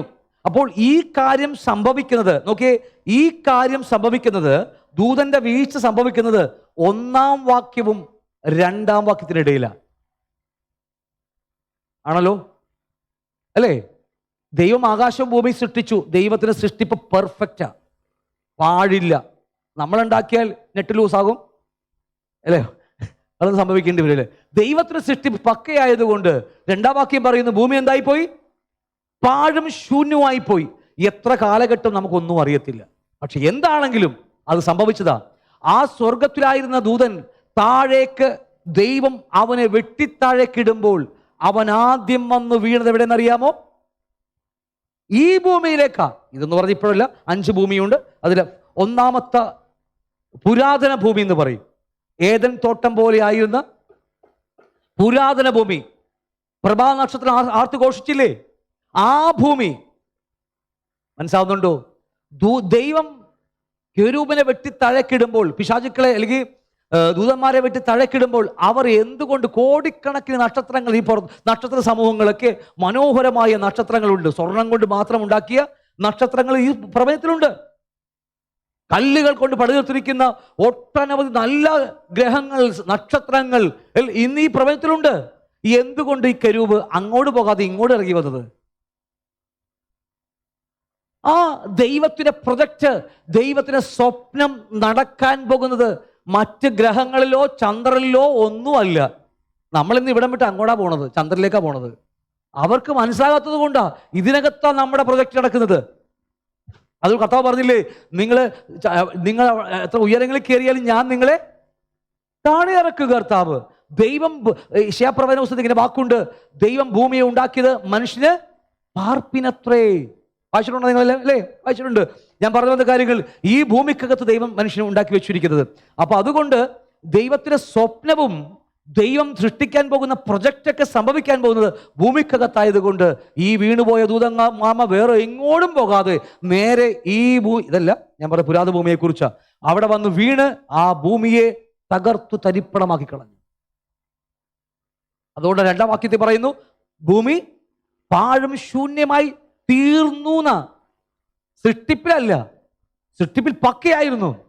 പിന്നീട് നിങ്ങൾക്ക് ലേഖനങ്ങളും മറ്റേ പ്രവചന പുസ്തകമൊക്കെ പഠിക്കുമ്പോൾ ആ പുരാതന ഭൂമി ഏദൻ തോട്ടം പോലെയായിരുന്നു പഠിപ്പിക്കുന്നത്. ഏദൻ തോട്ടം. അതുകൊണ്ട് അവൻ ഏദനിലായിരുന്നു. എവിടെയോ വാക്യമുണ്ടല്ലോ, നീ ദൈവത്തിന്റെ തോട്ടമായ ഏദനിലായിരുന്നു. ഇതെവിടെയാ? പുരാതന ഭൂമിയിൽ കാര്യം പറയുന്നത്. അതുപോലെ മനോഹരമായൊരു ഭൂമിയായിരുന്നു ഏത്? ആ ഭൂമിയിലേക്കാണ് ആ വെട്ടി താഴേക്കിട്ട ദൂതന്മാർ വന്ന് വീണത്. കാരണം മറ്റൊന്നുമല്ല, ദൈവത്തിന്റെ പ്രൊജക്റ്റ് നടക്കാൻ പോകുന്നത് ആ ഭൂമിക്കകത്താണ്. കാണോ? ഉണ്ടെങ്കിൽ ഞാനൊരു മർമ്മവും കൂടി നിങ്ങളോട് പറയാം അടുത്ത മുന്നോട്ട് പോകുമ്പോൾ. എസെക്കിയേൽ 28-ാം അധ്യായം അതിന് 12 മുതൽ 18 വരെ പഠിക്കുമ്പോൾ, മനുഷ്യപുത്ര, നീ സോർ രാജാവിനെ കുറിച്ചൊരു വിലാപം തുടങ്ങി. അവനോട് പറയേണ്ടത്, യഹോവയായ കർത്താവ് ഇപ്രകാരം അരുളി ചെയ്യുന്നു, നീ മാതൃകാമുദ്രയായിരുന്നു, നീ ജ്ഞാനസമ്പൂർണനും സൗന്ദര്യ സമ്പൂർണനും. ദൂതന്മാരെ കുറിച്ച് പറയുക, വീണുപോയ കെരൂബിനെ കുറിച്ച് പറയുക. ആരാവൻ? അവനൊന്ന് മാതൃകാമുദ്രയായിരുന്നു, എല്ലാവർക്കും കണ്ടുപഠിക്കാൻ വെച്ച സാധനമായിരുന്നു. ആര്? ഈ കെരൂബ്. അതുമാത്രമല്ല, നീ ജ്ഞാനസമ്പൂർണനാണ്. നമ്മൾ പറയും പിശാച്, അവന് വിവരില്ലാത്തവൻ, പോ അവനെ തലയെ തവിടുന്ന. നമ്മൾ എന്തൊക്കെയാ പറയുന്നത്? ഈ ഞങ്ങളെപ്പോലത്തെ ദൈവാസന്മാരൊക്കെ ഈ ഭൂതങ്ങളെ ഇറക്കാൻ പോകുമ്പോഴേ, ഭൂതങ്ങൾ പ്രാർത്ഥിച്ചുകൊണ്ടിരിക്കുമ്പോൾ, അന്യഭാഷയൊക്കെ പോലെ പ്രാർത്ഥിച്ചുകൊണ്ടിരിക്കുമ്പോഴല്ലേ ഭൂതങ്ങളൊക്കെ ഒന്ന് ഇളകും. ഇങ്ങനെ ഇളകുമല്ലോ നമുക്ക്. ഇളകുമ്പോൾ, നീ എവിടെ നിന്ന് വന്നു? ഞാൻ ദുബായിൽ നിന്ന് വന്നതാ. നിന്റെ പേരെന്താ? അവൻ എന്തെങ്കിലും പേരൊക്കെ പറയുമായിരിക്കും അല്ലേ? ഈ മറ്റേ പേരായിരിക്കും, അഹമ്മദ് എന്നൊക്കെ പറഞ്ഞുള്ള പേരൊക്കെ ആയിരിക്കില്ലേ? പേരൊക്കെ പറഞ്ഞു. നീ എന്തിനാ വന്നത്? നീ എങ്ങോട്ടാ പോകുന്നത് എന്നൊക്കെ പറഞ്ഞ് ചുമ്മാ ഡയലോഗ് ഇറക്കിക്കൊണ്ടിരിക്കുമ്പോണ്ടല്ല, കുറച്ച് കഴിയുമ്പോൾ അവൻ തന്ത്രശാലിയാ, ജ്ഞാനസമ്പൂർണ്ണാണ് അവൻ. അവൻ പതിയെ ഉണ്ടല്ലേ നമ്മളെ ജഡത്തിലങ്ങളാക്കി കളയും.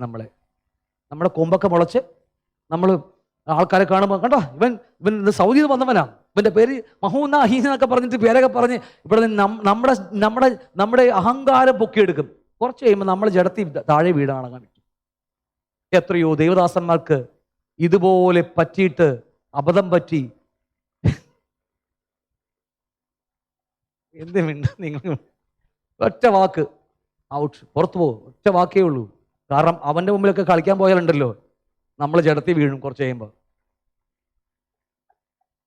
മനസ്സിലാകാത്തത് കൊണ്ടാണോ എനിക്ക് മനസ്സിലായില്ല, എന്തോ ആകട്ടെ. അവൻ സൗന്ദര്യ സമ്പൂർണമാണ് അല്ലേ? കെരൂബിനെ കുറിച്ച് പറയും, അവൻ സൗന്ദര്യ സമ്പൂർണമാണ്. നീ ദൈവത്തിന്റെ തോട്ടമായി ഏതെല്ലായിരുന്നു പുരാതന ഭൂമിയിൽ. അവനെ കുറിച്ച് കുറേ കാര്യങ്ങൾ പറഞ്ഞു വരികയാണ്. നീ ചിറക് വിടർത്തി മറയ്ക്കുന്ന കെരൂബാകുന്നു. ഞാൻ നിന്നെ വിശുദ്ധ ദേവപർവ്വതത്തിൽ ഇരുത്തിയിരുന്നു. നീ അഗ്നിമയരഥങ്ങളുടെ മധ്യേ സഞ്ചരിച്ചു പോന്നു. ഓക്കെ, നിന്റെ വ്യാപാരത്തിന്റെ പെരുപ്പം നിമിത്തം നിന്റെ അന്തർഭാഗം സാഹസം കൊണ്ട് നിറഞ്ഞു. നീ പാപം ചെയ്തു. തൊട്ടുമോളിൽ വായിച്ചാൽ നീ ചിറക് വിടർത്തി മറയ്ക്കുന്ന കെരൂബായിരുന്നു. അവിടെ നല്ല മൂലഭാഷയൊക്കെ നമുക്ക് ആ വേദഭാഗങ്ങളൊക്കെ പഠിക്കുമ്പോൾ ഹി വാസ് അനോയിന്റഡ് കെരൂബ്. അവൻ അഭിഷിക്തനായ കെരൂബ് എന്നാണ് പറയുന്നത് അവനെ കുറിച്ച്. പിശാചിനെ കുറിച്ച് പറയും, പിശാച് മീൻസ് ഈ ദൂതനെ കുറിച്ച് പറയുന്നത് anointed cherub. He was anointed cherub എന്നാണ് പറയുന്നത്. അവൻ അഭിഷിക്തനായ കെരൂബായിരുന്നു. അതുകൊണ്ട് ഇന്നല്ല എപ്പോഴെങ്കിലും നമുക്ക് പഠിക്കാം, അഭിഷിക്തന്മാർ നരകത്തിലേക്ക് പോകാം. ഈ പലപ്പോഴും നമുക്ക് അഭിഷേകം വരുമ്പോഴേ, ദൈവത്തിന് അഭിഷേകം നമുക്ക് കൃപാവരം കിട്ടുമ്പോൾ നമുക്ക് അഹങ്കാരം പൊങ്ങി വരും. പിന്നെ നമ്മളൊക്കെ കസേരമേ കയറി ഇരിപ്പ് കണ്ട നമ്മളൊക്കെ അല്ലേ അല്ലേ, അത് അറിയാത്തത് കൊണ്ടാ ഈ ഫയർ ടച്ച് അഭിഷേകം എന്നൊക്കെ പറഞ്ഞ് നിറച്ചു വിടുമ്പോഴേ അതിൽ അപകടതയുമുണ്ട്. അഭിഷേകത്തിന്റെ പിന്നിൽ അപകടതയുമുണ്ട്. എന്ത് പറ്റുമെന്നറിയാമോ? വർഷങ്ങൾ കഴിഞ്ഞപ്പോഴാണ് അറിയാൻ പറ്റുന്നത്. ബൈബിളെ കുറിച്ച് പഠിച്ചില്ല, ജ്ഞാനം സമ്പാദിച്ചിട്ടില്ല, നമ്മുടെ പോകാൻ പോകുന്ന ക്രിസ്തുവിൻ്റെ അവൻ്റെ പരിജ്ഞാനത്തിൽ വളർന്നിട്ടില്ല, അവരെ പുരുഷത്വം പ്രാപിച്ചിട്ടില്ല. നമ്മൾ അഭിഷേകത്തിൽ മാത്രം മുന്നോട്ട് പോയി. അതിൻ്റെ അപകടത വലിയ അപകടതയാണ്. തലമുറയിൽ എത്രയോ ദൈവദാസന്മാരെ എനിക്കറിയാമെന്നറിയാമോ? അവർ വളർന്നത് മുഴുവനും അഭിഷേകത്തിൽ വളർന്നു, പക്ഷേ അകത്തെന്തില്ല. പറഞ്ഞ അർത്ഥം മനസ്സിലാവുന്നുണ്ടോ? ദൈവരാജ്യം അവകാശമാക്കുന്ന അകത്തെ മനുഷ്യൻ അകത്ത് വളർന്നില്ല, അഭിഷേകത്തിൽ വളർന്നു. അപകടതയുമുണ്ട്. ഞാനത് വിടുകയാണ്. മനസ്സിലാക്കി അല്പം മനസ്സിലാക്കിയെടുക്കുക, പിന്നീട് ഞാൻ പറഞ്ഞോളാം. അപ്പോൾ നിന്റെ വ്യാപാരത്തിന്റെ പെരുപ്പം നിമിത്തം നിന്റെ അന്തർഭാഗം സാഹസം കൊണ്ട് നീ നിറഞ്ഞു, നീ പാപം ചെയ്തു.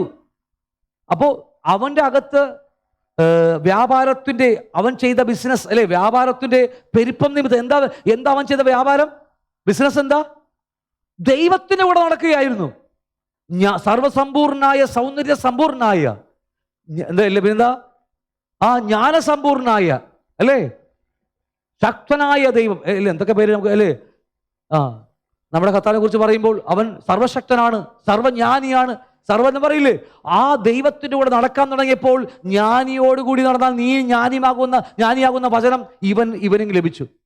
ദൈവത്തിലെ സൗന്ദര്യത്തിലേക്ക് വർദ്ധിക്കാൻ തുടങ്ങി, ജ്ഞാനം വർദ്ധിക്കാൻ തുടങ്ങി, ശക്തിയും വർദ്ധിക്കാൻ തുടങ്ങി. ഞാനിത് പറഞ്ഞത് 1 കൊരിന്ത്യർ 3-ാം അധ്യായം അവിടെ പറയുന്നുണ്ട്, അവൻ ശക്തനെ തകർക്കുവാൻ വേണ്ടി ബലഹീനമായ നമ്മളെ വായിച്ചിട്ടുണ്ട് നിങ്ങൾ. ഇവനെ കുറിച്ചാണ് പറയുന്നത്. ഞാൻ ലജ്ജിപ്പാൻ അവിടെ താഴേക്ക് പഠിക്കുമ്പോൾ 3 കാര്യങ്ങളാണ്, 3 ജ്ഞാനിയെ കുറിച്ചൊക്കെ പഠിപ്പിക്കുന്നുള്ളൂ. ഒക്കെ വിടുകയാണ്. അപ്പൊ ഞാൻ പറഞ്ഞത് പിശാച് സാധാരണ പൊളിയൊന്നുമില്ല കേട്ടോ. അപ്പൊ നിങ്ങൾ വിചാരിച്ചേക്കരുത് അല്ലേ, അവനെ കുറിച്ചാണ് പറയുന്നത്. അവൻ ജ്ഞാനമുള്ളവനാ.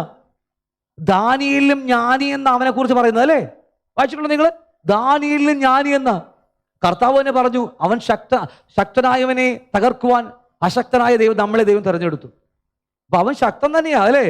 നമ്മൾ കുട്ടികൾ അങ്ങനെ തോന്നുന്ന പോലെ അവനിട്ട് ഞോണ്ടി നമുക്ക് യാതൊരു എന്താ പറയുക അറിവുമില്ലാതെ പോയി ഞോണ്ടിയാൽ സ്ത്രീബയുടെ മക്കളല്ല, ക്ലേവാവിടെ മക്കള്, സ്ത്രീബയുടെ ഞങ്ങളുടെ വൈപ്പിലെ ബ്രദറിന്റെ പേരാ. ക്ലേവായുടെ മക്കൾക്ക് ഒരിക്കൽ ഇങ്ങനെ പറഞ്ഞു അല്ലേ, ഇങ്ങനെ പറഞ്ഞത് പൗലോസിന്റെ നാമത്തിൽ അല്ലേ. അവസാനം ഭൂതങ്ങൾ അവന്റെ മെക്കിട്ട് കയറി, പിന്നെ അവനെയൊക്കെ വെറുതെ ഉള്ള ഉടുകൂടി പറിച്ചു കളഞ്ഞു. അപ്പൊ അതുകൊണ്ട് അല്പമൊക്കെ ഞാനൊക്കെ ഉണ്ടാക്കിയിട്ട് ചെയ്താൽ മതി. ബൈബിളെക്കുറിച്ചും കർത്താവിനെക്കുറിച്ചും നമ്മുടെ ദൈവം നമ്മളെക്കുറിച്ച് വിളിച്ച വിളിയെക്കുറിച്ചും ഒന്നും അറിയാതെ അഭിഷേകം നിമിത്തം പോയാലുണ്ടല്ലോ, കുറച്ച് കഴിയുമ്പോൾ മിണ്ടുന്നില്ലല്ലോ നിങ്ങള്. കുറച്ച് കഴിയുമ്പോഴേ ഇതുപോലെ കരിക്കട്ടയായ നക്ഷത്രങ്ങളെ പോലെയായിത്തീരും. കാരണം നമ്മൾ ആദ്യം ചെയ്യേണ്ടത് അവൻ്റെ രാജ്യവും നീതിയും അന്വേഷിക്കണം. നമ്മളെ ദൈവം ആദ്യം വിളിച്ചത് അവൻ്റെ ജ്ഞാനത്തെക്കുറിച്ച് രാജ്യത്തെക്കുറിച്ചും നീതിയും അന്വേഷിക്കുക. അതിനുശേഷമാണ് ബാക്കി എല്ലാം, നമ്മുടെ മിനിസ്ട്രികളും നമ്മുടെ നമ്മുടെ ബിസിനസ്സും നമ്മുടെ കുടുംബജീവിതമൊക്കെ അതിനുശേഷമേ ഉള്ളൂ. അവരുടെ രാജ്യവും നീതിയും. അതൊക്കെ മനസ്സിലാവുന്നുണ്ട്. അതുകൊണ്ട് എത്രയോ പിശാചിന്റെ ചതിയിൽപ്പെട്ടുപോയ എത്രയോ ദൈവദാസന്മാർ എനിക്കറിയാമെന്ന് പറയാം, ഇന്നും കരിക്കട്ടകളായിരിക്കുന്നത്. അത് നിന്റെ വ്യാപാരത്തിന്റെ പെരുപ്പം നിമിത്തം നിന്റെ അന്തർഭാഗം, ഞാൻ ഇത് പറഞ്ഞ് അവസാനിപ്പിക്കാം, അന്തർഭാഗം സാഹസം കൊണ്ട് നിറഞ്ഞു, നീ പാപം ചെയ്തു, അതുകൊണ്ട് ഞാൻ നിന്നെ അശുദ്ധനെന്ന് എണ്ണി ദേവപർവ്വത്തിൽ നിന്ന് തള്ളിക്കളഞ്ഞു. എന്നിട്ട് പറയുക, മറയ്ക്കുന്ന കെരൂബേ, ഞാൻ നിന്നെ അഗ്നിമയ രഥങ്ങളുടെ മധ്യത്തിൽ നിന്ന് മുടിച്ചു കളഞ്ഞു. നിന്റെ സൗന്ദര്യം നിമിത്തം നിന്റെ ഹൃദയം ഗർവിച്ചു, നിന്റെ പ്രഭ നിമിത്തം നീ നിന്റെ ജ്ഞാനത്തെ വഷളാക്കി, ഞാൻ നിന്നെ നിലത്തു തള്ളിയിട്ടു. മനസ്സിലാവുന്നുണ്ടോ? അത് മാത്രമല്ല, ഈ യെശയ്യാവിന്റെ പുസ്തകത്തിൽ ഒരു വാക്യമുണ്ടല്ലോ, ഇവിടെ ഞാൻ എഴുതിട്ടിരുന്നോ അല്ലേ? യെശയ്യാവിന്റെ പുസ്തകത്തിൽ ഞാൻ വാക്യം ഇവിടെ എഴുതിയില്ല. അവിടെ പറയുന്നുണ്ട് 17-ാം അധ്യായത്തിൽ എന്തൊക്കെയാ ഇവിടെ കാണാനില്ല, ഇവിടെ വാക്കില്ല. ഓക്കെ, യെശയ്യാവിന്റെ പുസ്തകത്തിൽ ആ വാക്യം ഒന്ന് വാക്യാമോ?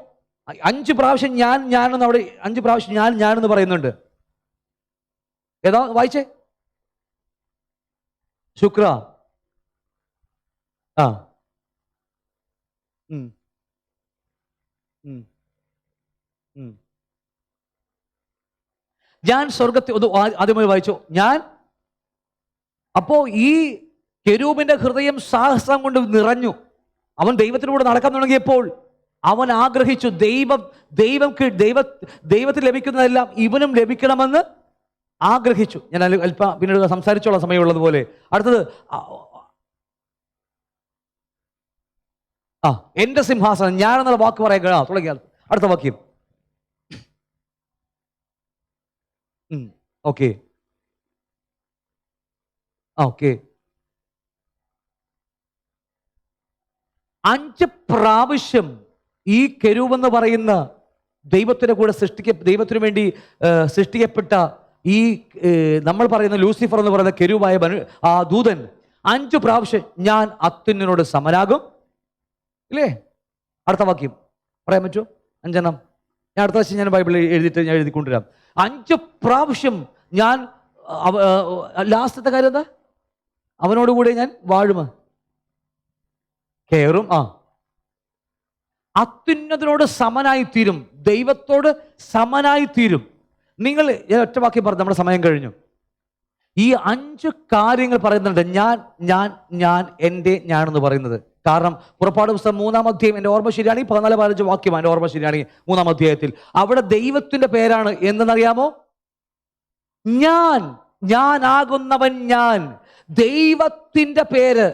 ഇത് നമുക്കുള്ള ദൂതാണേ. ഇടക്കിടക്ക് പറയില്ലേ ഞാൻ, സൂക്ഷിച്ചോ അല്ലേ? ഞാനാകുന്നവൻ ഞാൻ, ദൈവത്തിന്റെ പേര് ഇവൻ അങ്ങോട്ട് മോഷ്ടിച്ചു. ഒന്നാമത്തെ കാര്യം അല്ലേ? ഒന്നാമത്തെ കാര്യം, ദൈവത്തിന്റെ പേര് ഇവൻ മോഷ്ടിച്ചു. പറഞ്ഞ് ഞാൻ അത്യുന്നതനോട് സമനാകും, ഉത്തരദിക്കിൽ കയറി നിൽക്കും എന്നൊക്കെ പറഞ്ഞ് 5 കാര്യങ്ങൾ പറയുന്നുണ്ട് ഇവൻ. അത് നിമിത്തം ദൈവം അവനെ വിട്ട് താഴേക്കിടുകയാ അല്ലേ? ആണോ? എന്തുകൊണ്ടായിരിക്കും ദൈവം അവനെ വിട്ട് താഴേക്കിട്ടത്? അത് ചിന്തിച്ചിട്ട് ഇവിടുന്ന് പോയാൽ മതി.